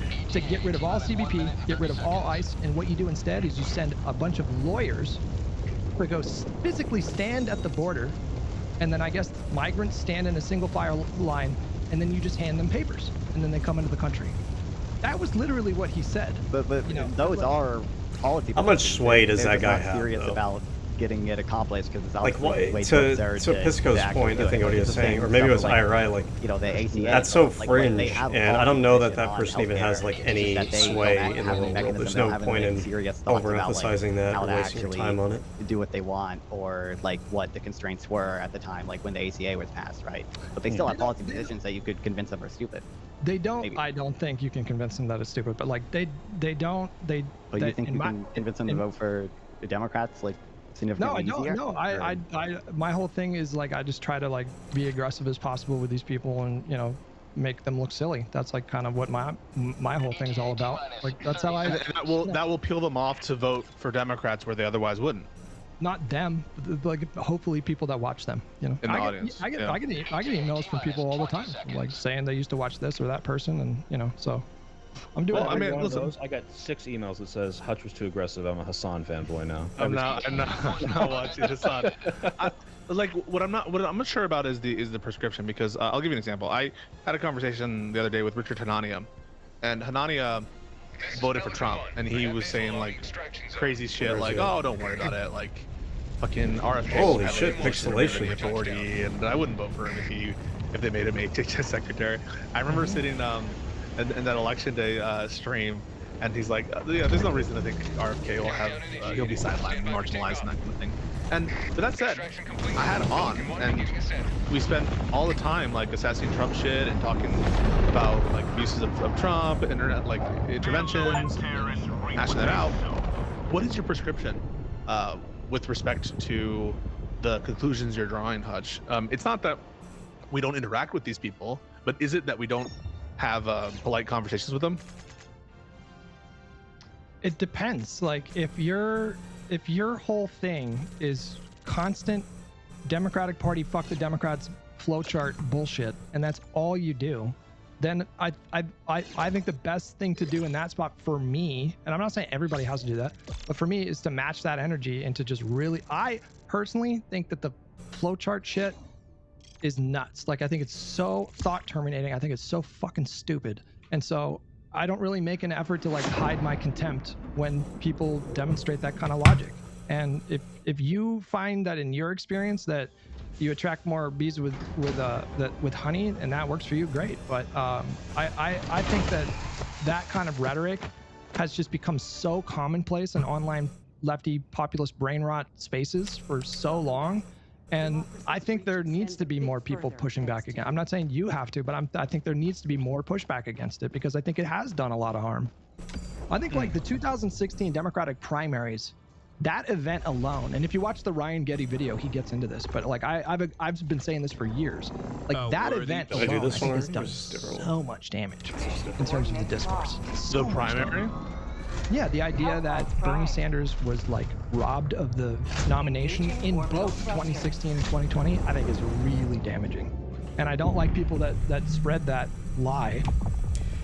Yeah, I've been making this argument to left-wingers. Like, I'm not even left-wing myself, but I've been trying to tell them, like, some advice. Like, if you want your position or whatever, your movement to succeed, it's not just going to be given to you. You have to convince the voters. You got to show up in the primaries. You got to defeat the opposition. Because the reality is that Clinton, Biden, Kamala, well, I guess Kamala would be a little bit different because the election was a little bit different, but Clinton and Biden, they didn't steal the primary from Bernie. They won the primary. And the reality is, the harsh reality is that older voters, older liberal, old school voters who have kind of like those old school impulses, they show up in the primaries. They show up consistently. And the younger progressive voters do not consistently show up to vote. And as long as that's going to be the case, then yeah, you're going to lose out to them. And you can make the argument like, oh, you know, they're not as genuine, they're not as thoughtful. That's fine and everything. I don't even necessarily disagree with you. But at the end of the day, it doesn't really matter, because if those voters who do vote for like the Clintons and the Bidens, they show up, any excuse that you have, it really doesn't matter at the end of the day. You need to get your voters to show up to actually vote. That's the bottom line. It's always going to be the bottom line. It's not going to be given to you. And if you can't do that in the primary, then you sure as fuck aren't going to do it in the general. I think it's destructive. I think it's harmful. I think people and that's not lose faith. They literally think that's not the like give up and throw in the them. towel It's and it's all against you or anything. That should be sort of empowering. It means there is something that you could do there. It just requires you to put in the effort and to do the hard work and to think strategically and whatnot. Bush, Jamal Bowman, you know, like down the line. That's their whole thing. They will never win. They will never lose a primary, and then come after the fact and say, "Here's where I think our campaign like didn't, you know." It's just like, oh, it was just robbed. They think that the Democratic Party, they think that the moderate wing, the establishment wing, should hand them power. And the establishment wing, like, they did coalesce together to like consolidate the vote against Bernie, for sure, right? But that's politics. That's how it works. If progressives have the ability to do the same thing, they do the same thing too. It's not a good excuse in my mind.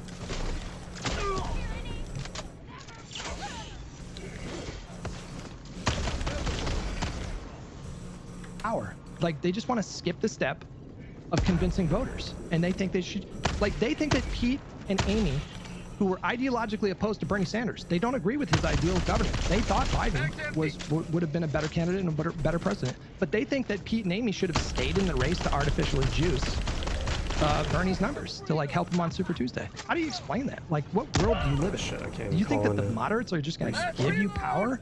No, convince voters.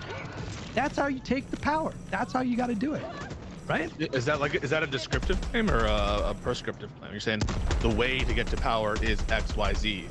If they want to control, or are you coming to some kind of normative assessment there? The way, if the Bernie populist wing of the party is ever going to be in the driver's seat of the party, and honestly, I think it's a matter of time. I think they will. I mean, you think about the younger voters have ideological predispositions that are a little bit outside of what the establishment is. So it's really just a matter of time. It's just a question of like when decide like, who is in the Democratic leadership. Do you want that to be 20 years from now? Do you want it to be 30 years from now? Like, do you want it to be the next election cycle? Then that's going to depend on how much effort you're willing to put in to actually don't agree with that, convince enough voters to vote on your side or turn out and vote in the primary. The way you win power is X, Y, Z doesn't seem responsive to the claim of we were fucked and cheated out of it. It just seems to be like talking about some sort of descriptive of how one gets power, as opposed to whether or not what was done in a given context is like somehow intolerable or bad. Well, the claim is just not. Yeah, I understand what you're saying, but the claim is just not true. The idea that it was rigged. I mean, Hillary Clinton got 3 million more votes. And no, their claim is it's unfair, and you need to come with a claim that it's not unfair because, and not just the way you get power is X, Y, Z. One is a normative kind of like back and forth. It's not unfair versus it is fair, and the other is, well, this is descriptively how one gets power. I feel like you're just not responding to them. I agree with you on 2020 especially. Fair, unfair, I really don't give a fuck about like any of like those kind of descriptors. It's just the truth that if the progressive populist wing is to ever be in a position where they're the leadership of the party, it will be because they convinced voters and not because Pete and Amy didn't deliberately stay in the race. By the way, I to mean, I essentially think hand it that to Bernie. had Bernie won in 2016, I think that there's a good argument to be made that he would have won over Trump. I think that might be true. Claiming fraud and I've seen like a say pretty that's not significant true, amount that's of not gonna do Trump anything. voters Maybe who if you, like, you know, said that they were favorable to mercifully show the Bernie, facts of it, you'll bleed the people which off they wouldn't have who are voted for watching like and say, well, it looks like that's Kamala or Hillary or Biden, but this is why I would respond. they like I'd be Bernie. I it's think it not could have unfair happened, in virtue but of you one know, of the you gotta win the expectations primary. in It's not just a going to be primary given to you. contest is that candidates are able to strategically and tactically withdraw, and that's part of the rules of the game. And if you're working within the rules of the game, there's nothing unfair about it in that sense. And there's never been a norm. Yeah, and I mean to a certain extent, if the voters who drop out and then they consolidate their vote, the votes or the supporters for those candidates are all the like establishment, moderate, liberal voters. That means that collectively they have a larger voting bloc than the progressive voters in the party do. That's just the truth, right? And so, yeah, you need to overcome that. And I don't think it's impossible to overcome that. I mean, I think something like universal health care, if you go back to 2016, universal health care was not as popular as it is today. That's an accomplishment of the progressive movement, of the Bernie movement. It's just that they were a little bit ahead of the curve on that, unfortunately, for the rest of the voting population. But I mean, that means that also that we're a little bit further along today than we were back then. So, you know, use that to your advantage. Against like dropping out for purposes of, you know, making arrangements. That's part of everyone's expectation, therefore it's not unfair. But you just saying, well, how you win power is XYZ, it doesn't surprise me that it doesn't stick with them, because I don't feel like it's addressing their claim of unfairness. It just feels like it's one is a normative claim and one is a descriptive. I mean, I just like the label fair or unfair. It's like if Bernie Sanders had built a coalition big enough to take on the moderate wing after they were inevitably coalesced around the strongest moderate candidate, then he would have been in the driver's seat. But he didn't do that. Is that fair or unfair? Like it's That's their claim. Their claim is unfair. Yeah, but it's your job as a candidate. So that's the job. If you want the job, you got to convince either plurality or a majority of voters to give you that position. Nobody's gonna hand it to you. That's my point. Like the whole framing just drives me insane. Why? Like, do you guys ever hear people? They're like, well, we tried the moderate thing for like the last like fucking 50 years. Why doesn't the Democratic Party try the progressive thing? How many times have you guys heard this idiotic claim? That's not how this fucking works. In what universe are the, you know, the wing of the party that's in power, they're going to be like, you know what? I'm just going to hand you this. No, you do it by convincing voters. Yeah, but you're once again, you're talking past them. Like the claim isn't how one receives power. It's like, it would be wise to do X strategy. It would be wise for us to choose this. And what you're saying is, well, haha, you can't win. This isn't really addressing their claim about the wisdom of a given approach. And I do think a lot of them also believe they already have convinced voters, and it's just like corporate Democrats and corporate interests and evil things. I agree with right. But then it's like, okay, to the extent that they're making that claim, that is a descriptive claim, which you have to address and say something like, well, no, because XYZ. Look at these analyses.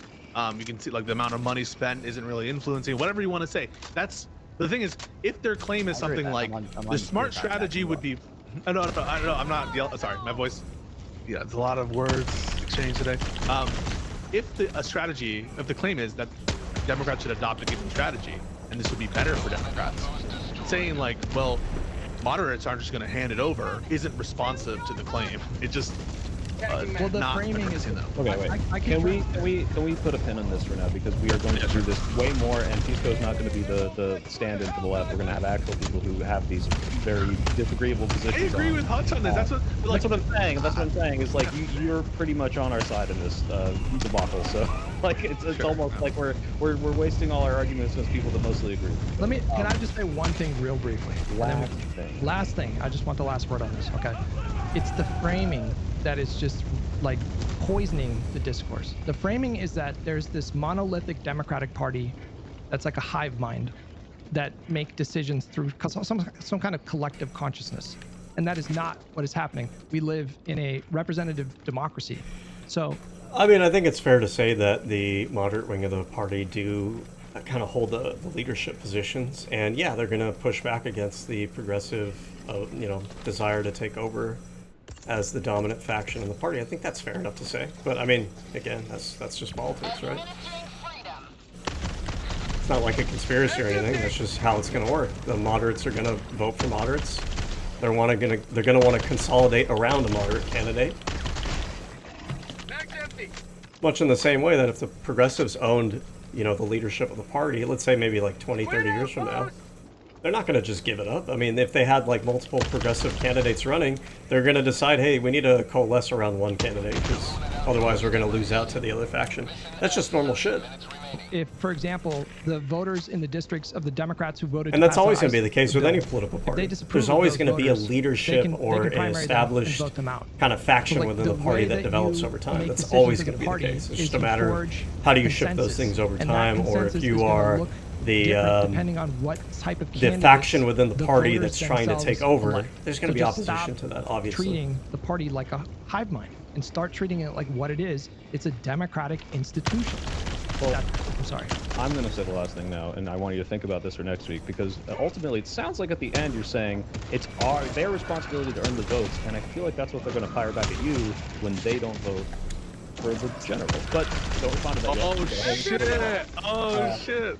That's I didn't follow that. I'm sorry. Well, you're saying, hey, like Bernie didn't win because he didn't get the votes. I agree with this, but it's like, okay, well, isn't it Kamala's duty to earn the vote of progressives who feel like they're just? And so it's her fault. It is. I mean, sure, but like those voters who decided to not vote for Kamala, they made that decision. They are responsible for their decision. Kamala didn't force them to not vote for her. They chose her. Right? Do you give Kamala responsibility for not winning? It's not another Kamala failed to build a winning coalition. There's no doubt about it.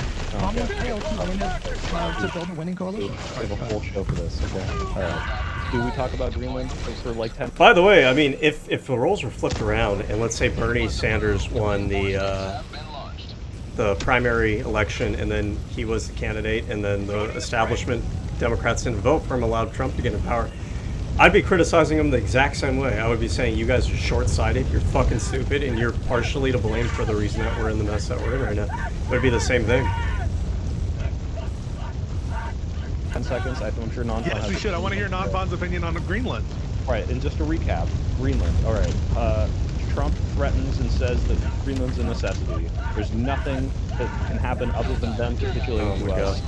Completely threaten all these tariffs and potentially troops on the ground, tank all the markets, and then declare victory when we get back to the same place, which is the basis that Why are all these goddamn plans on fire? What the hell? With that recap? No, that's classic Trump strategy.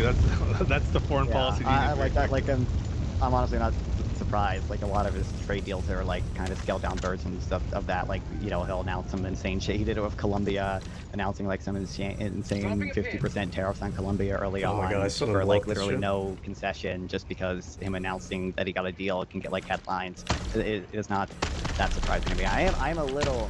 There's a little part of me that's upset that we didn't get some type of deal that like would have given Greenland like citizens like a lump sum of money or whatever, because that would have been a good natural experiment. That would have been a good like 500K each too. Talk about a UBI. That's crazy. Exactly. Yeah. Wait, in exchange for Greenland? No, in exchange for Greenland, he was like, let's pay every citizen and they become Americans. But you know what would have happened is he would have put a bunch of military stuff there and he'd been like, well, each Jericho missile is worth this much money and we're paying you in protection, right? Like that's what would have happened. That's exactly what would have happened. And because think about his healthcare plan. Then speaking of healthcare, speaking about Affordable Care Act and single parent and all that stuff, Trump's plan that he announced, I think, was it $2,000 per person to spend on health insurance a year, which like is vastly below what people usually spend. So I don't think you can trust it. But Non-Fon in general, you would be okay with a consensual acquisition of Greenland, right? Like I don't have a principled object in that. Like that. Consensual like, would be fine, yeah. Under coercion would be a different story. So I think Greenland is like a resource, probably more of a resource drain than it's worth. To my understanding, they get a lot of money and subsidies already from the Danish government. Yeah, but it's like civilization. It costs a lot to build up the city a little bit, but eventually when you tech up, It's got the resources you need for those. Well, I mean, those like Alaska's still a net drain on our like treasury, right? So like, what? So you give up Alaska? You think it was Seward's folly? You think it was Seward's folly? You believe that? Wait, Pisco, I mean, I know this is a little bit of a meme, but the idea is the minerals and natural resources in Greenland will be not so difficult and expensive to mine once global warming happens and melts a lot of the ice. This is a non... Yeah, it'd be perspective. It's not a bad investment. I grant you, it's a little cynical, and obviously it's not the end of the world if we don't have them, and also I'm just not in favor of I don't have a problem with coercively or acquisitions. I think that we should I think expand the that's franchise acceptable. in America first. So I would be against any acquisition before we have Puerto Rico and DC full franchise for these individuals. But in general, I don't have a problem with acquisitions. I just think that what Trump is doing is like threatening the NATO alliance, and it's obviously insane, and it's like fucking over our allies and friends and raising tensions needlessly. But yeah, no. Speaking of which, should we show the letter he sent? It is the most unhinged thing I've ever seen in my life. Yeah, I know we always say this, but I was genuinely surprised by this. This was like, I cannot, like, this is fine for like a Trump tweet, but let me find this. What was the guy say? The leader's Jonas. I don't know how to pronounce his last name. Is it just Store? Jonas Store? Yeah. I don't know the fucking Danish. I just say while you're looking that up, this is a huge L for Trump. Okay. He got lucky that this shooting happened over the weekend because everybody should be talking about this. This motherfucker said we must have Greenland. There is no way our national security can survive without it. Then he said they need to sell it to us. And then he proposed the tariffs and he just backed down. I don't know what they did. They must have had an envelope with Epstein Island photos and him because he completely changed his tune. He didn't even have a plan. He didn't know what happened. He said we have concepts of a plan that'll come out soon. So he's loves revealing big things, and so he had no idea what even happened. So I don't know what went in that room, but those Europeans fucked him up. Yeah. We need more of that. I've got the text letter here. Dear Jonas, considering your country decided not to give me the Nobel Peace Prize for having stopped 8 wars plus, I no longer feel an obligation to think purely of peace, although it will always be predominant, but can now think about what is good and proper for the United States of America. Denmark cannot protect that land from Russia or China. And why do they have a right of ownership anyway? There are no written documents. It's only that a boat landed there hundreds of years ago, but we had boats landing there also.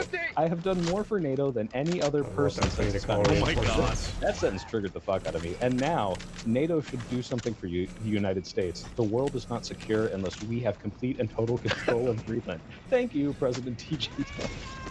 So unhinged. Got what he wanted. Got everything he wanted. I challenge you to say otherwise. Totally got it all. Yeah. Can I just say one thing to establish peace? I got a text from my mom.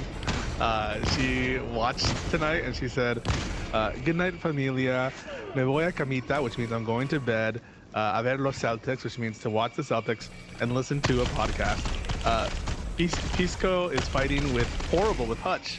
Chill, everybody. Everybody chill. Besos. So she's sending her love. Espero que tenga buena noche. Oh, that's so. Shout out. I'm breaking the piece a little bit because Oh shit. The tariff reminded me of this. I was watching your stream the other day, Pisco. You told, I don't remember who you're talking to. You told someone that Chris Murphy in AOC were your top picks. Okay. Chris Murphy, the anti-free trade dude. Oh my god. Oh my god. Corruption's #1. I don't know why. Like, you know me, man. Anti-corruption, anti-Trumpism. That's #1. On the free trade stuff, like, yeah, I'm in favor of free trade on most of the time. That's where I'm at. I'm not interested in policies that are gonna fuck us over. But I'm willing to tolerate some policy. First of all, I think that it's useful to have some tariffs in some industries for some domestic security purposes, etc. Some domestic production goals. I don't think that they should be like what Trump is doing. But also beyond that, it's just like it's a trade-off that I think is worth it. I don't care. What I want most of all is destroying the MAGA corruption that has embedded itself in the government, and that's #1. It's going to go first. Yeah, non-fun. Why are you party testing Democrats right now? I just think that, you should vote again, even in the primary, for who has the highest expected value, and I think free trade is a good policy. And insofar as other Democrats offer the same or similar anti-corruption stances, which I think many of them do, unless Chris Murphy has done some unhinged shit that I don't know about, you know, being anti-free trade, at least to some extent, it's not like entirely anti-free trade or anything, not like Trump.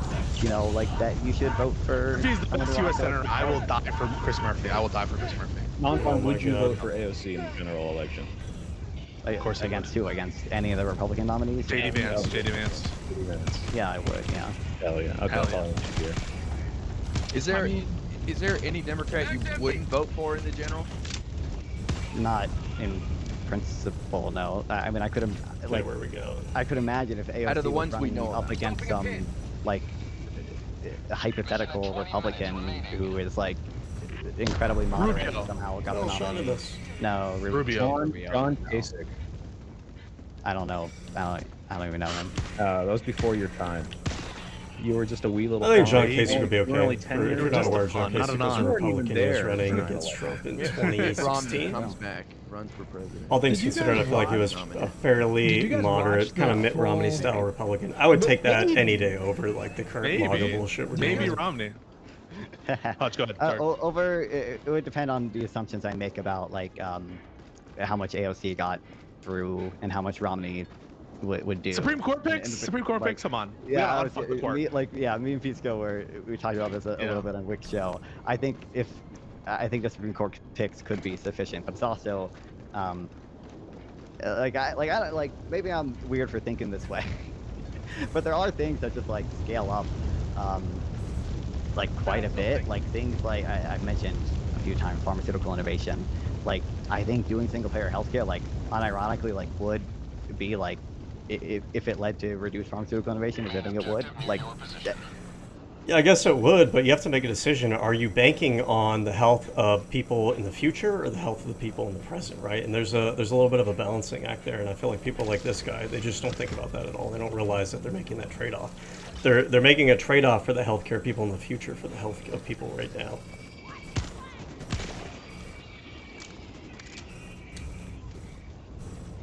Because innovation is not a foregone conclusion. Innovation is a prospective That's like idea, millions something that of like we're life banking years on happening in the lost, future. like per year. Well, can't the Like- government just fund? Yeah, go for it. Well, just from a totally stupid perspective, I have no idea what I'm talking about, but like Europe has done pretty well with innovation of therapeutics recently. I mean, what's the argument against? How does that factor into your argument? So if you look at especially the novel drugs and like the specialty drug spending, a lot more of that happens in the U.S. and even for companies that are founded in Europe and like use European investor money, a lot of them. I notice people do this kind of thing a lot where they don't really, they're so focused on one side of the equation, they never really look at the trade-off that's going on there. Because yes, innovation might be stifled by a certain degree, right? But what is the trade-off for that? The trade-off is that you're allowing people in the immediate term to go without health care. So like, are you willing to make that trade-off? And if you are, just say that, that's fine and everything, but like, it needs to be acknowledged that you are making a trade-off there. You're saying you don't care about the health care of people in the present because you want pharmaceutical innovation to happen. That's the trade-off that you're making. You're trading people's lives in the present. You're trading people's lives that exist right here and now for that. It's still. And I mean, to a certain degree too, you're trading the productivity of the current amount of people that we have right now, right? Because a healthier population is a more productive population. You're trading off on some loss in GDP associated with that loss of productivity that goes along with people not being healthy. The U.S. market, in fact. But like people like this are so focused on like one idea that they've got in their mind that they think makes themselves clever, and they're forgetting about all the fucking trade-offs that are associated with that. Like drugs made in Europe will get approved in the U.S. first. Part of the reason we spend so much on drugs is because, like, if you look at 2025, it's like what is this? It's like it's 70% of the novel drugs, the new fancy drugs, were approved in the U.S. before any other country, and that's a pretty consistent trend. But Europe tends to lag life behind years of in drug those approval. fancy drugs, is that more than we would get from single payer and everyone being able to have consistent and good, effective healthcare? Probably, yeah. I mean, so it might depend a little bit on what assumptions you make. But I pressed you on this before, but like, if I'm for giving everyone healthcare or letting old people live from 80 to 120, I say fuck those old people. I don't give a shit. But I swear we hear some. It's just in principle though, Phil. Like, there would be a number of people where, like, you could let die in order to give 20 extra years to a bunch of old people, right? Like there could be a scale at which that is worth it. That Stacy woman. Come on, so Phil, you would let one child die, okay, for I a don't think so. million, over a million, 300 They're already million. old. They're already. What is the utility of being 80? That's what what's the expected utility of an 80? A lot of them are happy, bro. I want that Star Trek You could universe raise where when you get retirement to age, retirement if you wanted age, to do that, because make there's them not enough work. resources, we just put them in the big suicide booth, and then you civilization keeps on churning. All right, I'm anti-old people. That's my political message. That's my winning political platform. Old people suck. The people who vote the most. Hutch, what were you gonna say before? Wait, No, hold I was- on. Real quick. yeah, go ahead. I want to address a piece of this point real quick. It's just real quick Sure. with regards to the government funding thing. So for one, you're not going to save money in that case, or at least not much money. Part of the reason we want to negotiate drug prices now with single payer is so that we save money on drugs and the government doesn't have to pay out the ass for drugs. But secondly, like I think you should be very specific in sort of what market failure you're identifying, and then you should have some model that addresses specifically that market failure. So if the issue is that you think firms are going to underinvest in pharmaceutical innovation, then do patents. And we already do patents. And I actually think Reagan partially screwed up patents and made it too easy to get like follow-up patents on non-novel medication. But patents address that issue, I think, way better than like a government-run system. But how does single payer get rid of like the pharmaceutical industry? You could have single payer with with private pharmaceutical industry. Shit. Sure, but you would agree, like, insofar as you're negotiating prices down, that would reduce the revenue and the expected revenue of pharmaceutical companies, right? Oh, sure. I mean, but then can't you have then the market failure would be, innovation for products that are, like rare diseases. That wouldn't be a market failure. That'd be a government failure. That wouldn't be. Oh, sorry. In that case, that would be. Well, no, a failure of the market that the government has regulated such that the market doesn't exist anymore.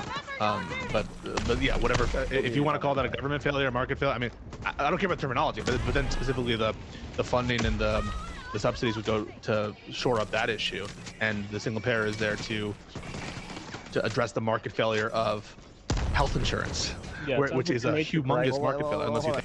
Because, like, here's another thing I want to say about this mentality is, let's say that there's always going to be different kinds of pharmaceutical innovations that we could be making. And new diseases arise, and bacteria evolve, and viruses evolve, and we're constantly always having to create new viruses, new treatments, new cures for shit, right?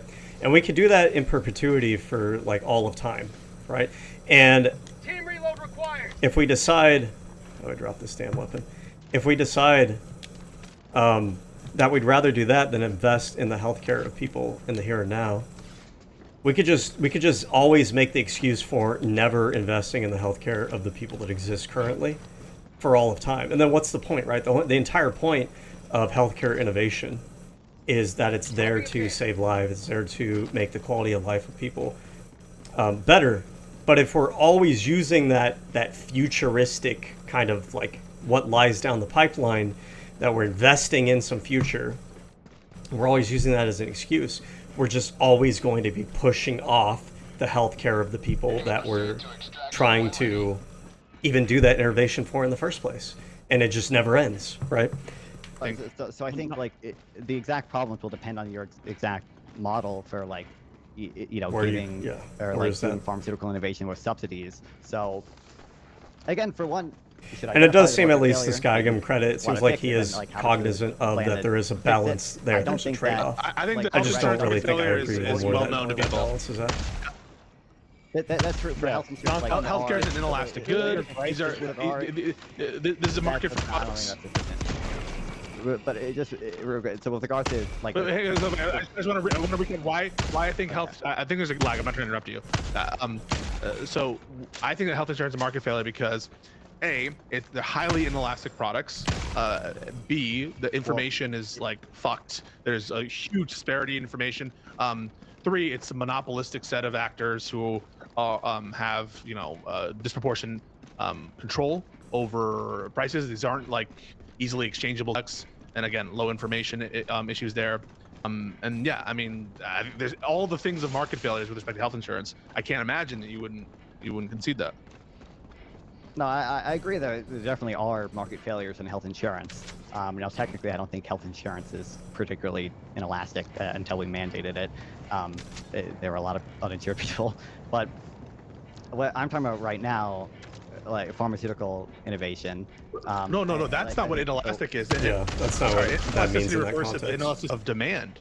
That has to do with whether or not sensitivities to the change in right, but just because there exists, I don't know what it was, like 5, 7, 8% uninsured, doesn't disprove that it's an inelastic demand for health insurance. I think it's relatively inelastic, but I think in the context of healthcare, when people say it's a market failure because of inelasticity, they're referring to the fact that like people will pay whatever they want to like save their life, right? They're saying like it's essentially a perfectly inelastic good.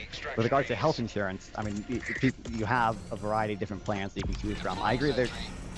Well, he's not really escaping the inelasticity there by saying that people didn't buy healthcare. He's just saying that, like, people will, in order to save their life, because all of it doesn't really fucking matter if you're dead.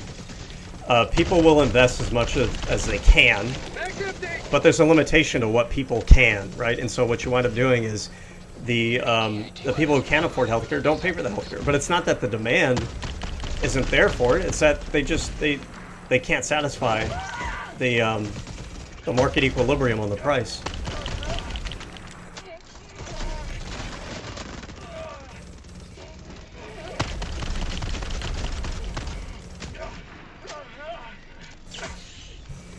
There can be information asymmetries, and consumers can make poor decisions. There's evidence for that. And you do have the choice to not buy health insurance. And a lot of young, healthy people, absent the sort of mandate to do it, would not buy health insurance, right? It wouldn't be enough to make it actually the mandate elastic. is zero right now. Wait, no. There is no, the mandate is zero. I mean, the mandate was really just... And then also when he's saying this, I mean, the insurance is a bit of a proxy for the healthcare.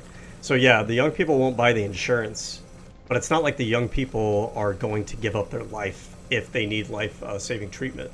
They're going to find themselves in a situation where they don't have the insurance to cover. It's going to cost them more out of pocket as a result. But that inelasticity refers to the inelasticity for like the healthcare. When it comes down to healthcare that's going to impact your life significantly or be life-threatening, then the demand for that is inelastic. Whether or not you meet that demand with the insurance is kind of like a secondary point. The tax penalty that Trump in 2018 made. There's no more mandate. I thought the tax penalty was still past 2018, but I guess I'm wrong there. Hello. It's zero. Yeah, it's zero. I thought they got rid of that with the reconciliation bill. Yeah, they did. That was one of their big changes. Maybe it's possible non-fun that they raised it back, but I doubt it. I think the mandate is zero. That was the basis non-fun actually. Lead up to the 2020 election. Did you hear that like Trump was in court trying to invalidate the ACA?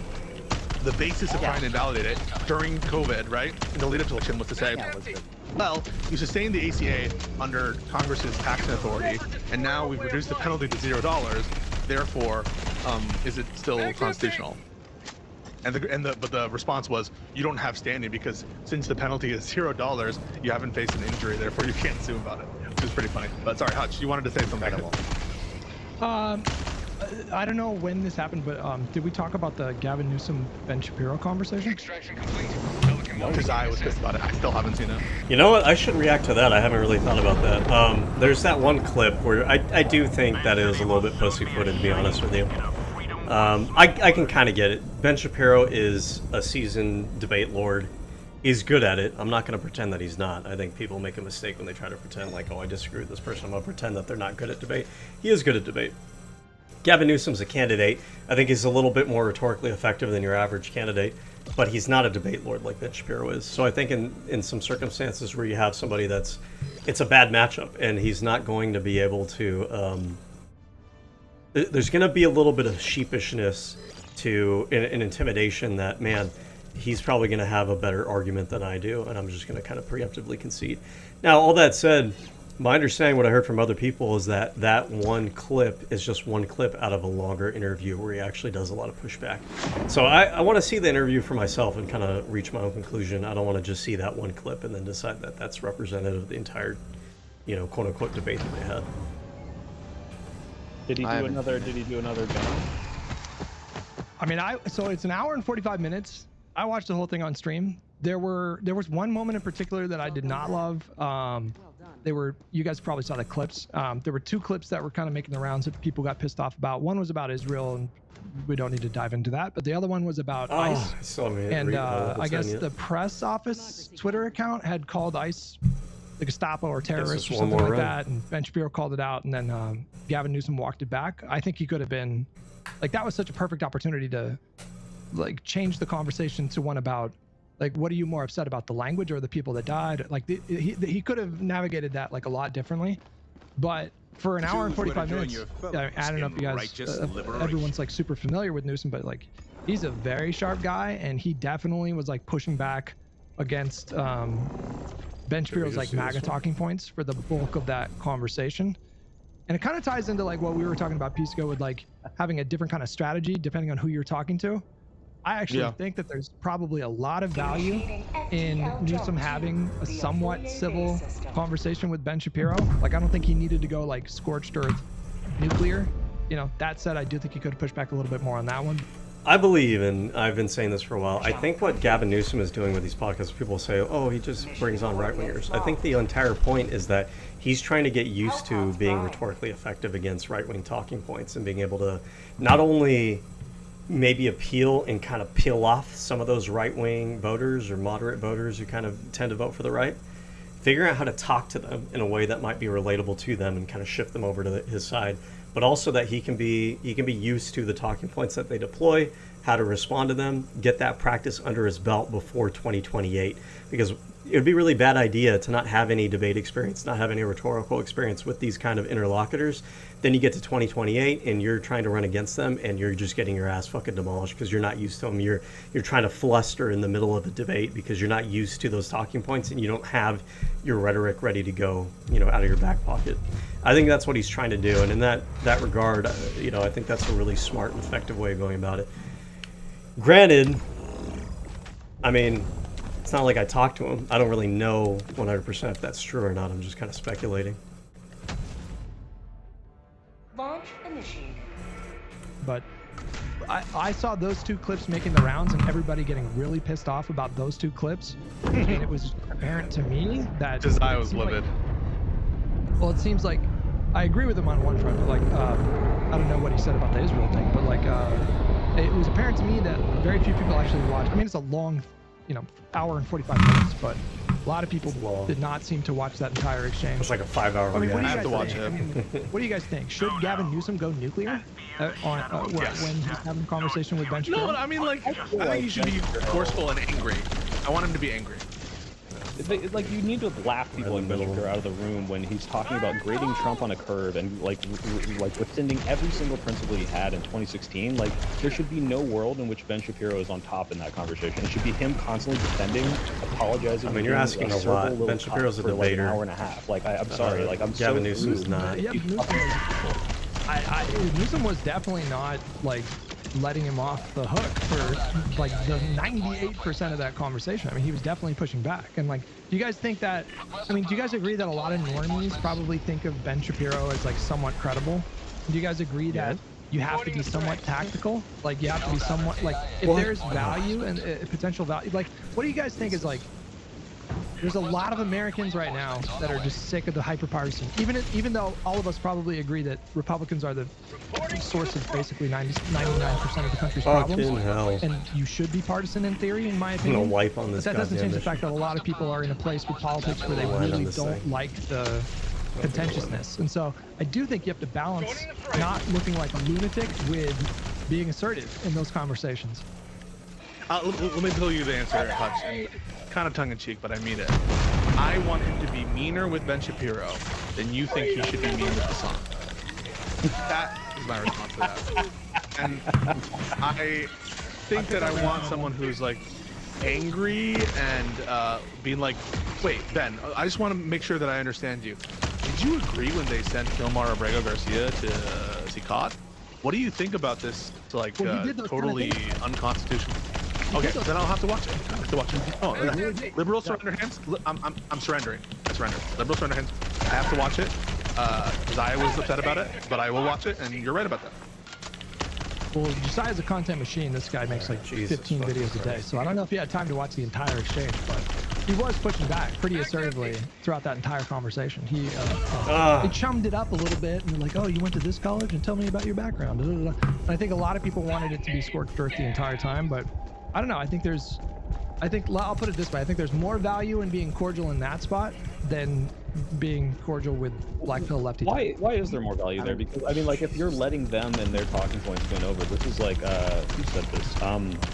Destiny had a conversation with Ben Shapiro, and he's like constantly talking about how much he regrets treating these people with kid gloves and trying to appeal to the audience. And look, I'm reasonable. We can have a conversation and let these people Destiny is a debater. lie and like not be held to the points that they've been lying. He doesn't have to try to like. Well, Destiny appeal to like right-wing voters or anything. You know, like I think he was more correct back then, and I think Destiny is very, very angry in the last like year, and I think that's like a big part of what guides his rhetoric.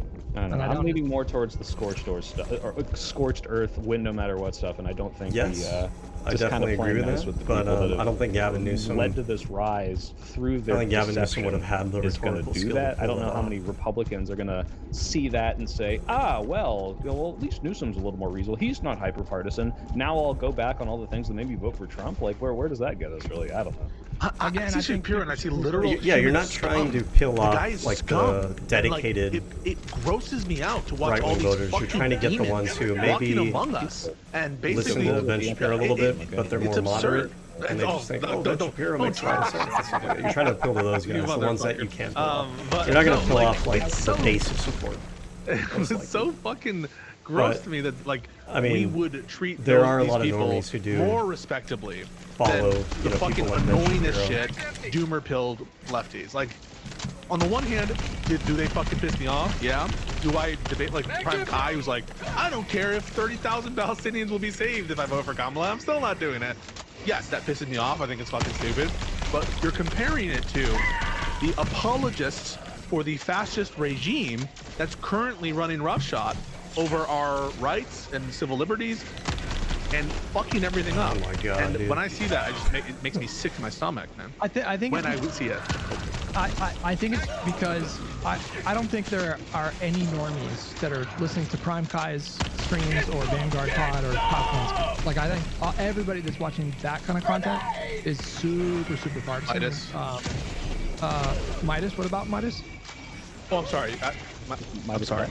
You're saying the people who are watching Zelensky are super partisan? They destroy so many ships. I don't think those are I don't think his audience are normies. I think they're just gonna keep responding. Well, I could be wrong. Maybe I have people are normies is kind of the like. I think my dad watches like Brian Tyler Cohen and Pat Johnson. He doesn't know who the fuck Hassan is. He doesn't know anything about online politics. It's very much just like this is how I get my news. It's a little partisan, but like these are like the I imagine my dad was. But I do wonder guy and no, he's not. Otherwise I would have said dads. How is that? Guy. My dad watches Josiah, and I don't think he knows who any of you, any of you are. Your dad watches Pondering Politics? That's so cute. Guy, optic build. What do you think on this? I mean, I feel like I gave my thoughts. I didn't see the Gavin Ben thing, but you guys saw how I treated Ben Shapiro, but I only had 10 minutes with him. I think how could you not fight with Gavin if you're talking to someone like Ben Shapiro? So I'd have to see what Gavin's doing. I don't know what his goal is with that conversation, but I don't know. I have to see it. I didn't even see the clip, so I have no clue. I think you guys should reserve judgment for if you watch the full thing, because we'll watch it. We'll watch it. If you watch the clips, maybe you're imagining him just like really being conciliatory the whole time. That is not what happened. Like he did with Charlie Kirk. That's what I'm getting fucking flashbacks and trauma to the Charlie Kirk interview. No, I don't think it was that. I don't think like that was like fully cucked. You know, fully cucked. That conversation that he had with Kirk. And this first one though. Yeah, yeah. I mean, I think there's value in the strategy of the whole like reaching across the aisle kind of thing.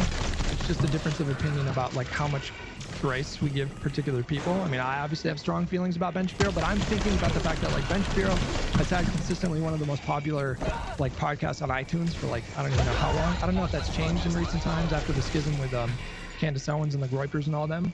But I do think that there are a lot of normies that come into contact or come into some, they're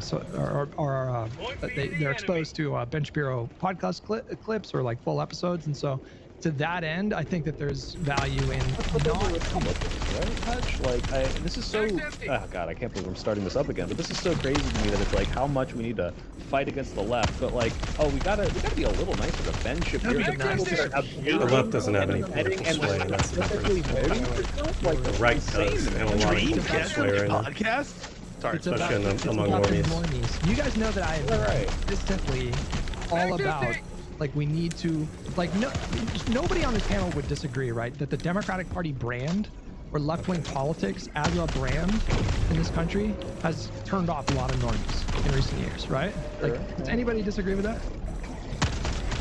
No. Yeah, so that's where I'm coming from. Like, I don't think there's, I'm not having a conversation with, or going at like hardcore lucky people's necks because I'm trying to convert their normie audience. Like, I don't think they have normie audiences. I guarantee you, at least like the Pac-Man and Kyle Flincy definitely has normie audience. So like, if they see you, if you had a debate with Kyle Flincy on Kyle's channel and you were at his throat, I think maybe you turn off the normies in Kyle. Now Hassan, I don't know. I don't think he's got a lot of normies, but. Josiah's predominating audience is like 55-year-old women in suburbia. It's a very different audience. Talk about that. Hell yeah. They don't watch any of his live streams. They only know how to turn on to. Yeah. My mom watches them too. Do you guys have any normies in your life that have kind of expressed like buyer's remorse with Trump? Because that happened to me this weekend. I had a normie family member who voted for Donald Trump tell me that they regretted their vote and they hoped they wish that he hadn't won because of everything that was happening in Minneapolis. And so I have to think there's like a lot of that going on right now. Did any of you guys? Do any of you guys? The elections. I don't talk to my Trump fans. The elections last year suggest that a lot of people are unhappy with Trump. That's for sure. My Trump friends are diehards. Do you guys think that we are witnessing the death rattles, not of the Republican Party, but of Trumpism as a movement? Non-fun, go. No. Sure.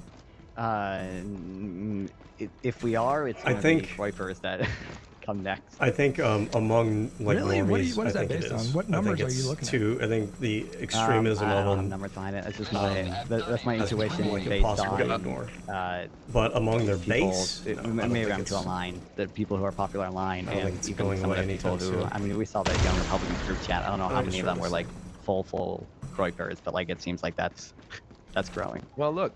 Kanye West apologized today in the Wall Street Journal, so I think there's the turning of the page here. That wasn't him. That was Ye. Ye said all those things. It wasn't Ye. Yeah. Whatever. No, I'm saying there's like a dual personality thing. Kanye is like the Norman Osborn, and Ye is like the Green Goblin, right? Like telling him to like be anti-Semitic. I mean, I say it in jest, but I think it actually does show you that like it's not catching on, and that stuff is not gonna carry people very far. I think that bleeds into our politics too.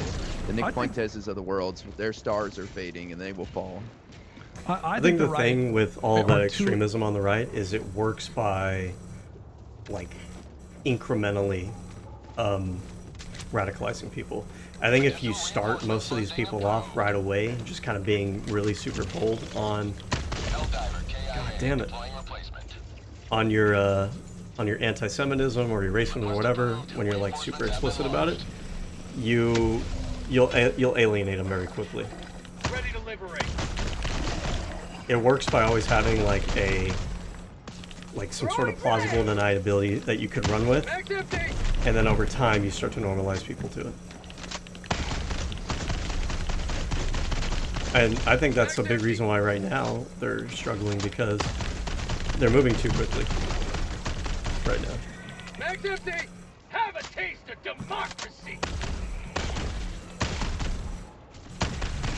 And I mean, the right-wingers are aware of this. Nick Fuentes, for example, is aware of this.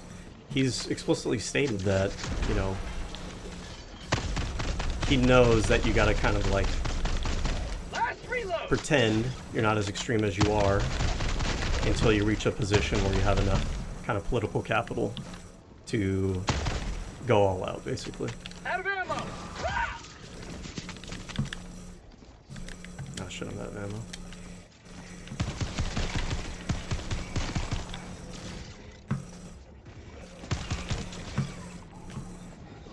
Where is he at? How about a nice cup of liver tea?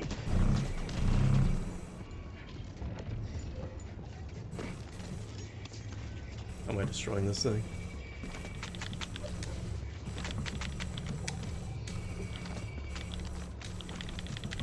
I'm gonna call down the hell bomb or what? Objective critical stratagem available. Fucking hell. Damn it. Their death will not Too intimidated by so long as we the wipers. I look at one metric Get in my ass kicked particular. on this mission. That is, what percentage of America don't approve of interracial marriage? I think that's probably like the most useful metric to figure out, like, okay, who are the actual like groypers? Well, the groypers are in interracial marriage. A lot of them are, at least. Like, they're hypocritical, but like they marry like Latina women and Asian women, and then they're like, well, you know, this one's the okay one, but I'm sure they still. Yeah, but they still say it's not okay. There was that one Christian nationalist 2 weeks ago. He wrote an essay about interracial marriage not being ideal. Yeah, he's like, my wife is not ideal. That was insane. It's not ideal. It's harder for her to assimilate to his culture. That's fucking insane. But like, he still opposes interracial marriage, and that number's 3%. So I don't think the groypers are the future of the Republican Party. And if they are, I think it's going to lead to like Obama numbers. I have a different metric for the influence of groyper stuff, and that's the amount of grinder outages at conservative conferences. And the more that number goes up, the more I'm getting doom pilled. Is that real, Pisco? I don't know if I've ever seen like a real metric on this. I feel like some people big say account it. will just say I it do every wonder time if those there's, are actually like, a real thing, or a if it's just gathering like of people. And then it gets retweeted, but I or don't know. grinder I don't have Republicans Grinder wants to outage. Maybe I gotta bring grinder kind of shit on that. Which, hey, I'm all for it, right? But just for science. This is a joke. This is a Like, joke. screw. Fuck, I All might right, follow through. We're a little over, guys. Any last words? Otherwise, if not, last words. No. I love Pisco. Pisco's my boy. I love Hutch, dude. Hutch is my boy. Well, I love all of you so much, and I love Blackbridge. Non-fun. Where can people find you? Yeah, non-fun on YouTube, non-fun 420, Twitch, kicking, Twitter. I will say, okay, I saw people shitting on my healthcare takes, okay? You can join my Discord server. I'm open to conversations on it. If you guys want to discuss that, I'm open to going into the ex-post hold-up problems with pharmaceutical innovation that's being directly subsidized, and the fact that like private pharmaceutical R&D is like it's 5. I don't think it's 5x. It's 2x like the entire NIH budget. Democracy has landed. But you know, I'll be on a Gibbs panel later this week. He hasn't said when yet, but about the Trump economy. I'll probably be at the UFA tour February 4th, and I'll do an IRL stream there. Not affiliated with UFA, but I go there to hang out when they're close to me. You're a UFA orbiter. I need to destroy I that. am a UFA orbiter. Realizing with Hutch, these what's squid going on people this that there's always that little machine Covering thing over there politics, same that's time. Stream starts at 8:30 blocking a.m. your ability Pacific, to 11:30 a.m. Eastern on YouTube and have Twitch. This is strategies Hutch set on down, Hutch. so you got to get this thing All out of the right, way guy. first. Non-fun, I appreciate you sharing your thoughts on the R&D concern. I'm going to look into that. We had a guest, Stacy, who was trans, who said she was concerned that Republicans can take over the system and that trans people will be screwed in the future. So some interesting opinions to consider with Medicare for all. I still think the greater good will surpass any concerns and lead to a smarter, healthier population that can innovate or whatever. I wish we had a show last week because I finally had something to plug. I had Dan Goldman, representative from New York, on my stream. Yep. We talked about It was very good. He was a former. I appreciate it, Pisco. He was an assistant U.S. attorney at the Southern District of New York for 10 years, so his perspective on some of this stuff, like the Minneapolis shooting and the Epstein files was very interesting. So if you guys are curious, you can see it on my YouTube page. And I'm trying to set up some more talks like that. You guys inspire me. I always come here. I'm like, I'm just debating complete morons every day on TikTok, but I'll continue doing that, and hopefully I'll have some more interviews and debates. You're on the front lines, Guy. We appreciate it. Not everyone can tolerate that. Oh, by the way, I got my second clip on Livestream Fail. I'm at the top of Livestream Fail. Hell yeah.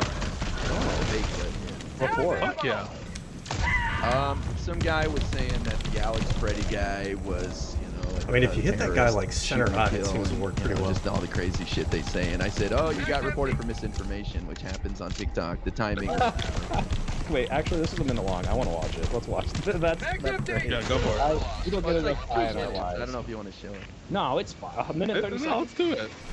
Look, we have so much Pisco Hutch arguing, and you and me just Yeah, that was- At least I have like, the ability my to parents are hurting each other, and you know what? Let's get a little guy clip in our life. Right? Definitely. I'm not sure what I said to Hutch. Can you guys hear the audio? People's mouths like you. Yeah, hitting him center Is ice there a seems to work wonder we pretty well. have crap going on in this country, like Minneapolis Let's talk about that. on and on and on? You say I'm lying and I'm spewing misinformation.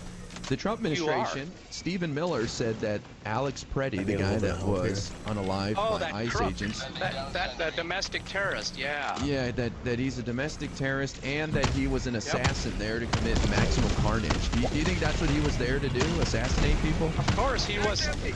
Why didn't he stay at home? He was there to disrupt. There's no question.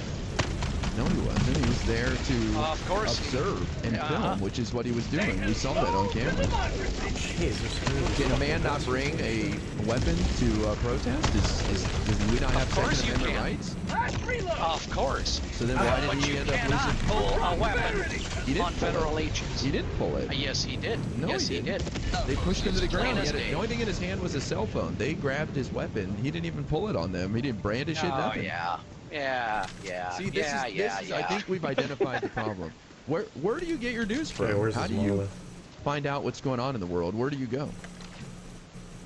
CNN. You go to CNN? Whoa, he's trolling you. They say it's a lie. Okay, so why would you go watch a So I news go source that lies to you? exactly the opposite. And every time I'm right. That must be trolling you. You've been flagged for misinformation. Of Oh course. my god. How do they catch them so fast? That was An insane. algorithm thing. Is that AI? Combination of algorithm and reports. All right. Well, cool. I mean, that's all. I wish caught that live. That's hilarious. That was It's almost sick. like 3 out of 10 Trump supporters get flagged for misinformation now on TikTok. It's obnoxious. I got flagged for bullying because I called someone bad names, so I don't love TikTok, but at least they also get the misinformation. All right, Pisco, what's going on with you this week? Well, speaking of extreme fails, I'm gonna have an interview / legal analysis of deadly seriousness with Stale 2000, the Reddit moderator celebrity. So that'll happen probably sometime this week. Don't ask me why, but reach out and we'll be having a talk about some things, I'm sure. And then separate from that, more discussions, more debates happening. Oh, he needs to be treated like a celebrity. He needs to be given good things. What else? Hang on. And wait, one other thing. I lost it. Oh. I lost it. I'm sorry. But yeah, just follow my channel. No, Why- I'm sorry. Why did you torture yourself with talking to Rob Nord last night? And why do this? Oh boy, I listen to I have a problem. I just shit. You're So- addicted, so- bro. You're addicted. I have a problem. No, the wig part was the funniest part because Rob has this like completely deranged view that because we feel that Trump incited under the standard of Brandenburg, anyone who says sus things or advocates crimes in the abstract is meeting the Brandenburg standard just because he misunderstands that standard as he misunderstands and misapplies the standard of insurrection. And so it's just very funny to watch him walk through those hoops and accuse Wick of some shit. And so that was like, I think the funniest part, if you could get any of it. I think Wick is making a video of just that segment, which you can watch on his channel, or if you want the full VOD, it's like we're tired, we're talking to each other, and it's in my Streambots playlist. But yeah, I don't know. I like talking to the guy. He doesn't deserve you, bro. You're too nice. He's such a prick. I don't know if he was last night, but in general. That's what everyone says. I'm too nice to Rob Nor. I'm too nice to the Vanguard. I'm too nice to Richard Hanani. I'm too nice to Counterpoint. What? It's not that you're too nice. It's that some of these people are rude to you. You know what? I let it. It's water off a duck's back. The only rudeness that I take issue with is Hutch. He has the double standard. He has the double I'm joking. I love Hutch. All right, cool. Well, check them out. And do you still need your 1,000 TikTok followers? You got it already. Okay, where are we going? Oh shit! I think I'm close. Yeah, follow me on TikTok. Pisco Liddy. All of this going TikTok. I think I'm doing a Wake panel Thursday, which, yeah, that's it on my end. But thanks for tuning in, guys. It's been great. We love you, Non-Fawn. We love each other. We love black women. This is Live and Learn. Next week, more contentious because we got the Demon Ogre Boy on. So check it out. That'll be fun. Yeah.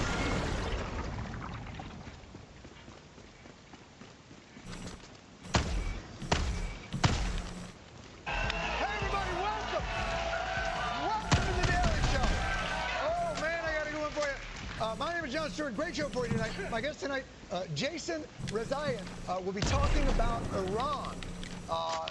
Fabulous story. Iran right now is an authoritarian state, currently being rocked by protests that threaten to tear the whole nation apart. I mean, can you imagine?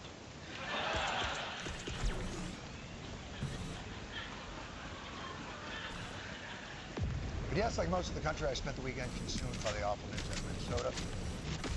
And I will say, hearing about this has somehow done the impossible, which is... What's the flag again? It has dampened my enthusiasm for this week's premiere of the Melania documentary. Everyone wants to know. So here it is.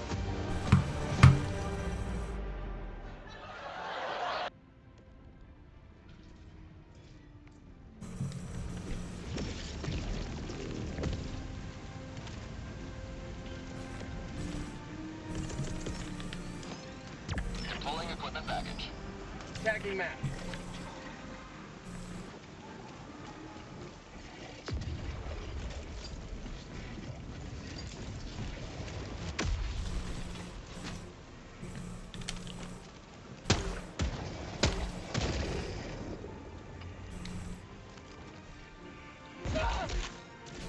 My life!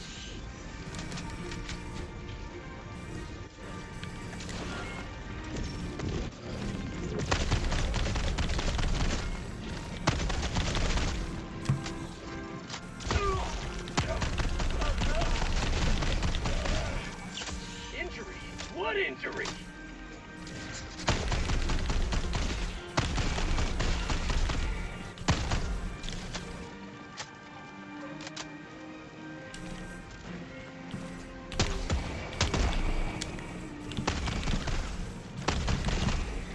Have a taste of democracy.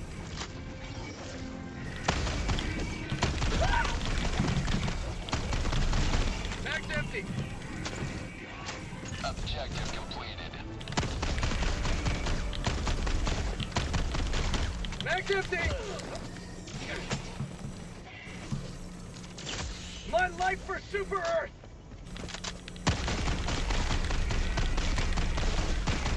Mag's empty!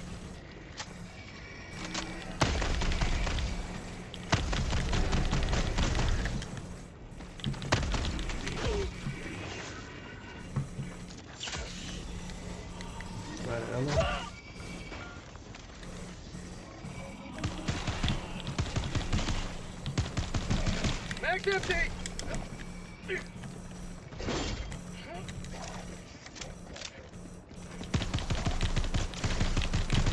Mag's empty! Reinforcement budget running low. Request approved. Deploying reinforcements. These squid people are the biggest pain in the ass. Ready to liberate.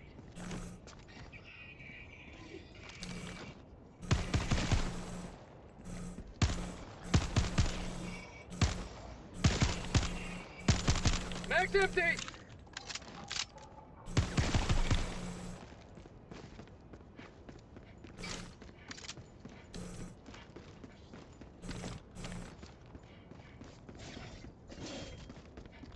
Still trying to kill me. I'm already dead over there.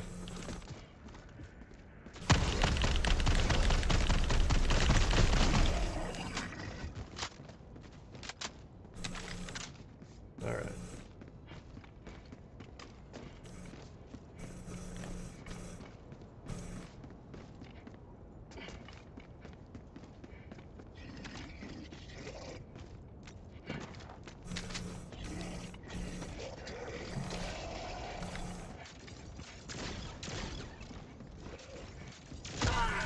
Oh.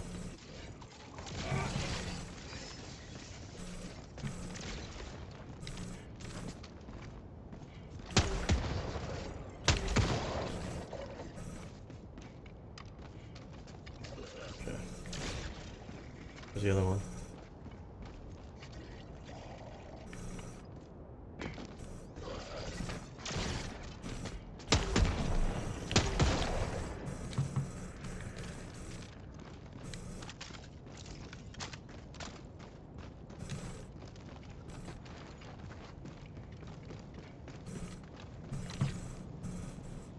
Dropping a pin.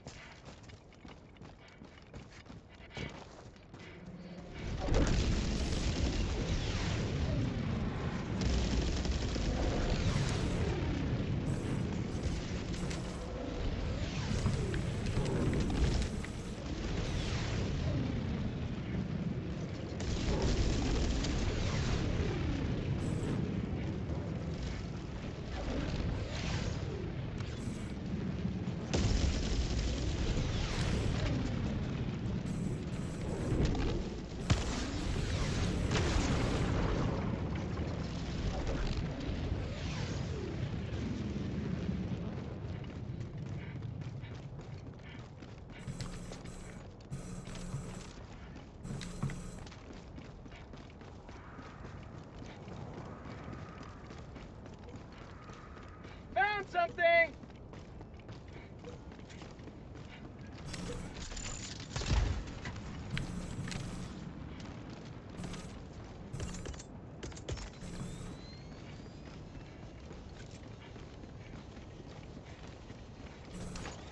Sending down sentry.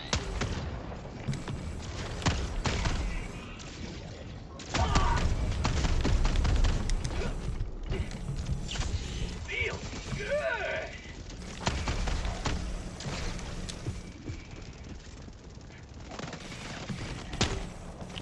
Reinforcement budget depleted. Request approved. Reinforcements have been launched. Democracy has landed.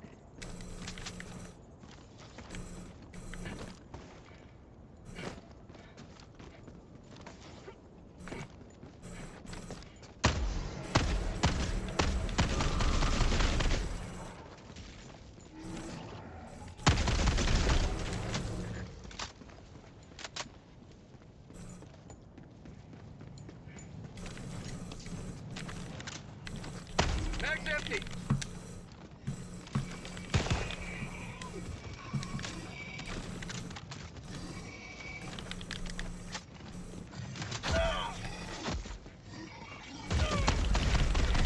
I'm bleeding out.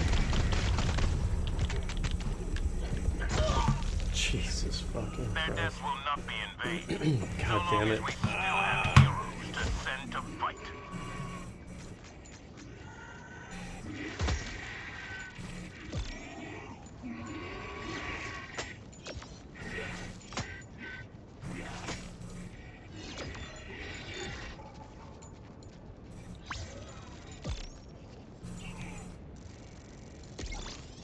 Alright, well, I at least got to level 10. That's what I wanted to do. New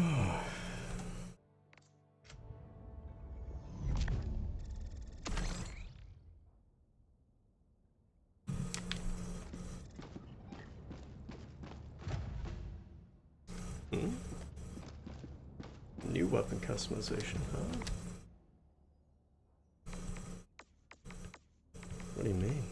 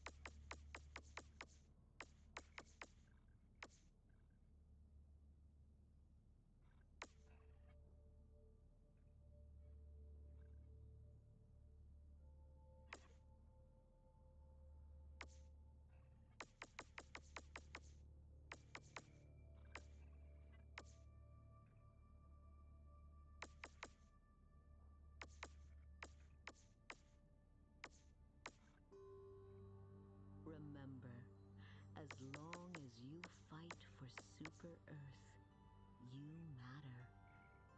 If you stop, you don't. But you are. And you do.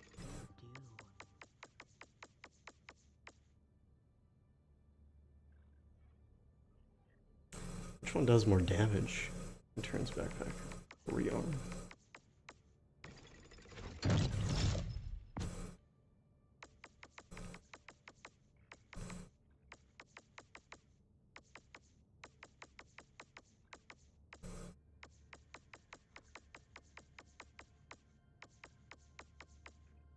I also wanted to get this one, but I'm gonna have to do a few more rounds to unlock that.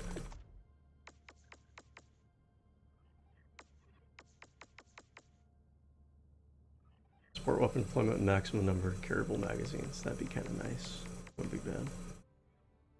Liquid ventilated cockpit. Eagle strategy cooldown reduced by 50%. Not bad. It's not super duper necessary. 1 second reduction in call time for herbal strategy. Same thing. I don't really super duper need that one.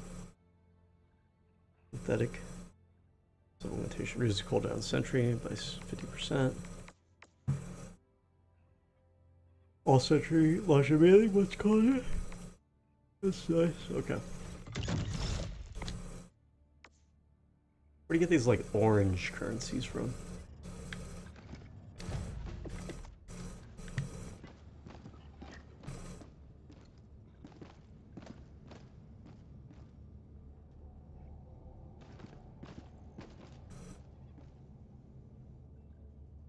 My hangar should start to look different, right? The more of these I unlock.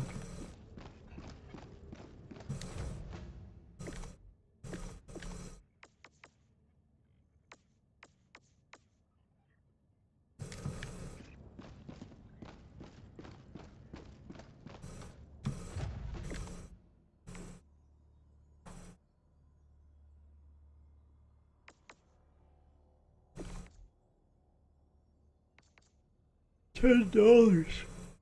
$10 to unlock one of those battle packs. I might do it. They might get me. They might get me to cave in. But not yet. I'm not sure which one I'd want to even get yet.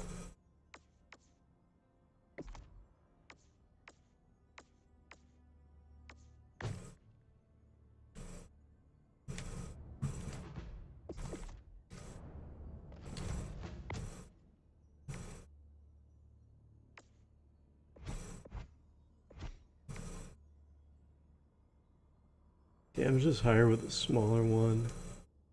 Has more recoil, has a slower. Alright. Ugh.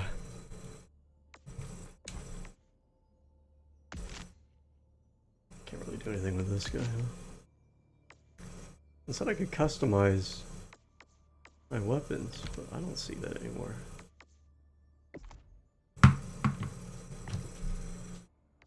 Check something.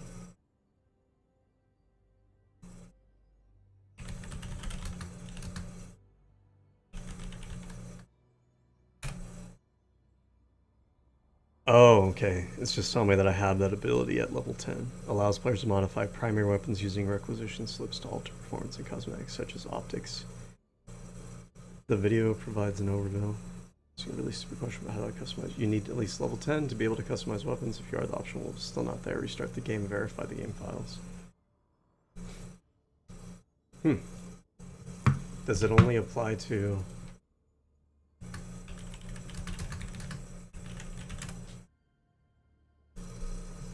Does not apply to all weapons, but primarily to most primary weapons. Players can modify sights, muzzles, attachments, magazines. Okay. So I'm not seeing that now. They said maybe I have to restart the game. Let me try that real fast.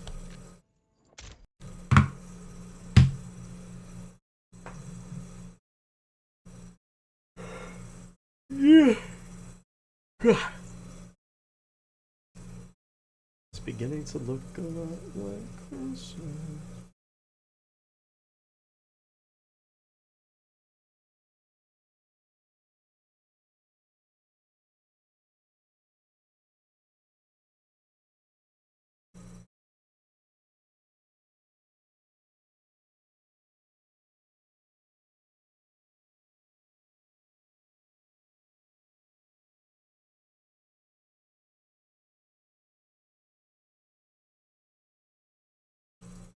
Internet good versus good background slot.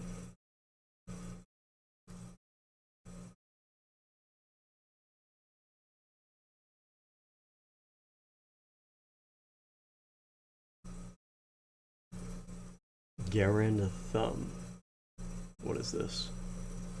A very popular YouTuber with millions of subscribers by the name of Garand Thumb has recently fallen into some controversy after various internet users found a post from his current wife saying that she was about to become a single mother. This led to fans speculating that there may be cheating involved, since this isn't his first divorce. And the web got so rowdy that this eventually led to Garen making a statement on Instagram, but a lot of his fans still weren't happy with his explanations, and the internet had a lot to say about it. It starts off back in 2023 when Valk quote tweets a post that Garand made where he said, "Family posting, the most serious form of rebellion these days." And Valk quote tweets it saying, "Hey Mike, remember when you cheated on your wife?" And then just yesterday, they quote tweeted their old post from 2023 and said, "He did it again, lol." And attaches this meme showing two options: be a good husband and father figure like you act like you are, or cheat on your second wife and leave her a single mother like you did your first wife. And shows Garen Thumb swerving towards the second option. They continue their post by saying, "I am begging the universe to stop making me be right about people literally all the time.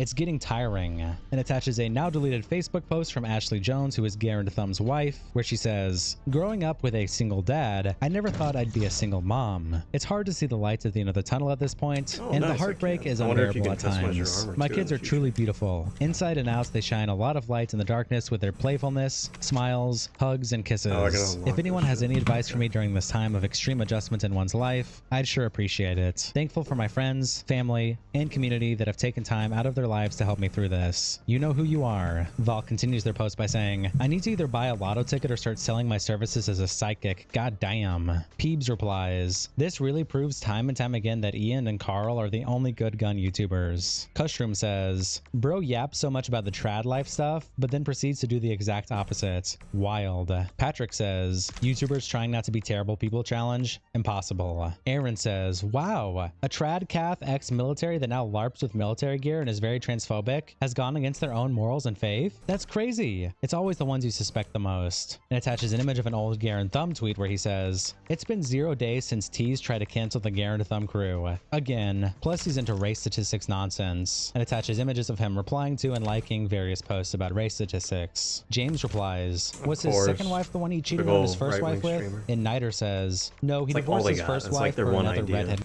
They like drive that idea into the fucking ground. Like, you guys, what if racism?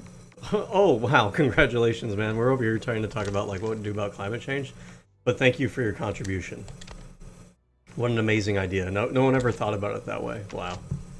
Gun Bunny. Then he ditched her and married the girl currently pictured, then divorced her. Forgot to mention he had 2 kids with his first wife, one that needs hearing aids. Bulwark quote tweets Garen's post from 2023 with his kid and wife and says, "Twice is the charm," and attaches this picture of Garen with the caption, "Listen up, liberal. I cheated and abandoned my wife." Then Hugh Normus posts in the R Garen to Thumb subreddit and says, "Is this true? Did Mike leave his wife?" and attaches the image we looked at earlier. Working Dog Addict says, "Military member has multiple divorces. More at 11. Okay, Bullfrog replies, "If you've ever left your first wife for a chick at SHOT Show and then left your second wife after absconding your first wife's children, go ahead and hit that like and subscribe." And Texas Shooter replies, "If you've ever told your wife, don't worry, it's just Trin, go ahead and hit that like button." Slagri says, "Damn, that's a lot of child support." Anyways, back to raising my own kids and keeping my own marriage healthy. Crypto says, "Second time? Yeah, he's 0-2 now. Don't want to hear any more morality lessons about being manly. Love the dude's content, but you cannot be a beacon of being a good man if you do this repeatedly." Top Implement replies, "Did some digging, unfortunately can confirm. Though since I'm not friends with her on Facebook, I can't see the exact post. Now the proper thing you should have done here is not sown discord. Marriage is a sacred thing. Her Facebook says separated. Maybe they're not divorced yet. Maybe her post was taken down after making a hasty decision. We don't know. It's not our business to know. What we should do here, pray. Pray for Mike and Ashley. Pray for their kids. Pray for their families. Pray that the Lord will be done in their lives and the good things may come from this situation. We should not be speculating, assuming, nor name calling. Respect their privacy. It's not our business." And Meme Baron says, "For all the people who are acting like this is none of our business, maybe, but also Mike involved his ex-wife and family in his content, specifically promoting the trad lifestyle. To see that he was talking out of the corner of his mouth about it is pretty not based." Your boy Big Smoy says, "Listen folks, if a man fucks up, he fucks up. Don't try to make excuses for him. He's a grown man that knows that actions have consequences." Dome the Goon says, 50% of marriages end in divorce. Mike out here making that number go up. And Jamison replies, 100% of divorces start in marriage. Don't become a statistic." Baltrida replies, "She needs a man like me to protect her from men like me."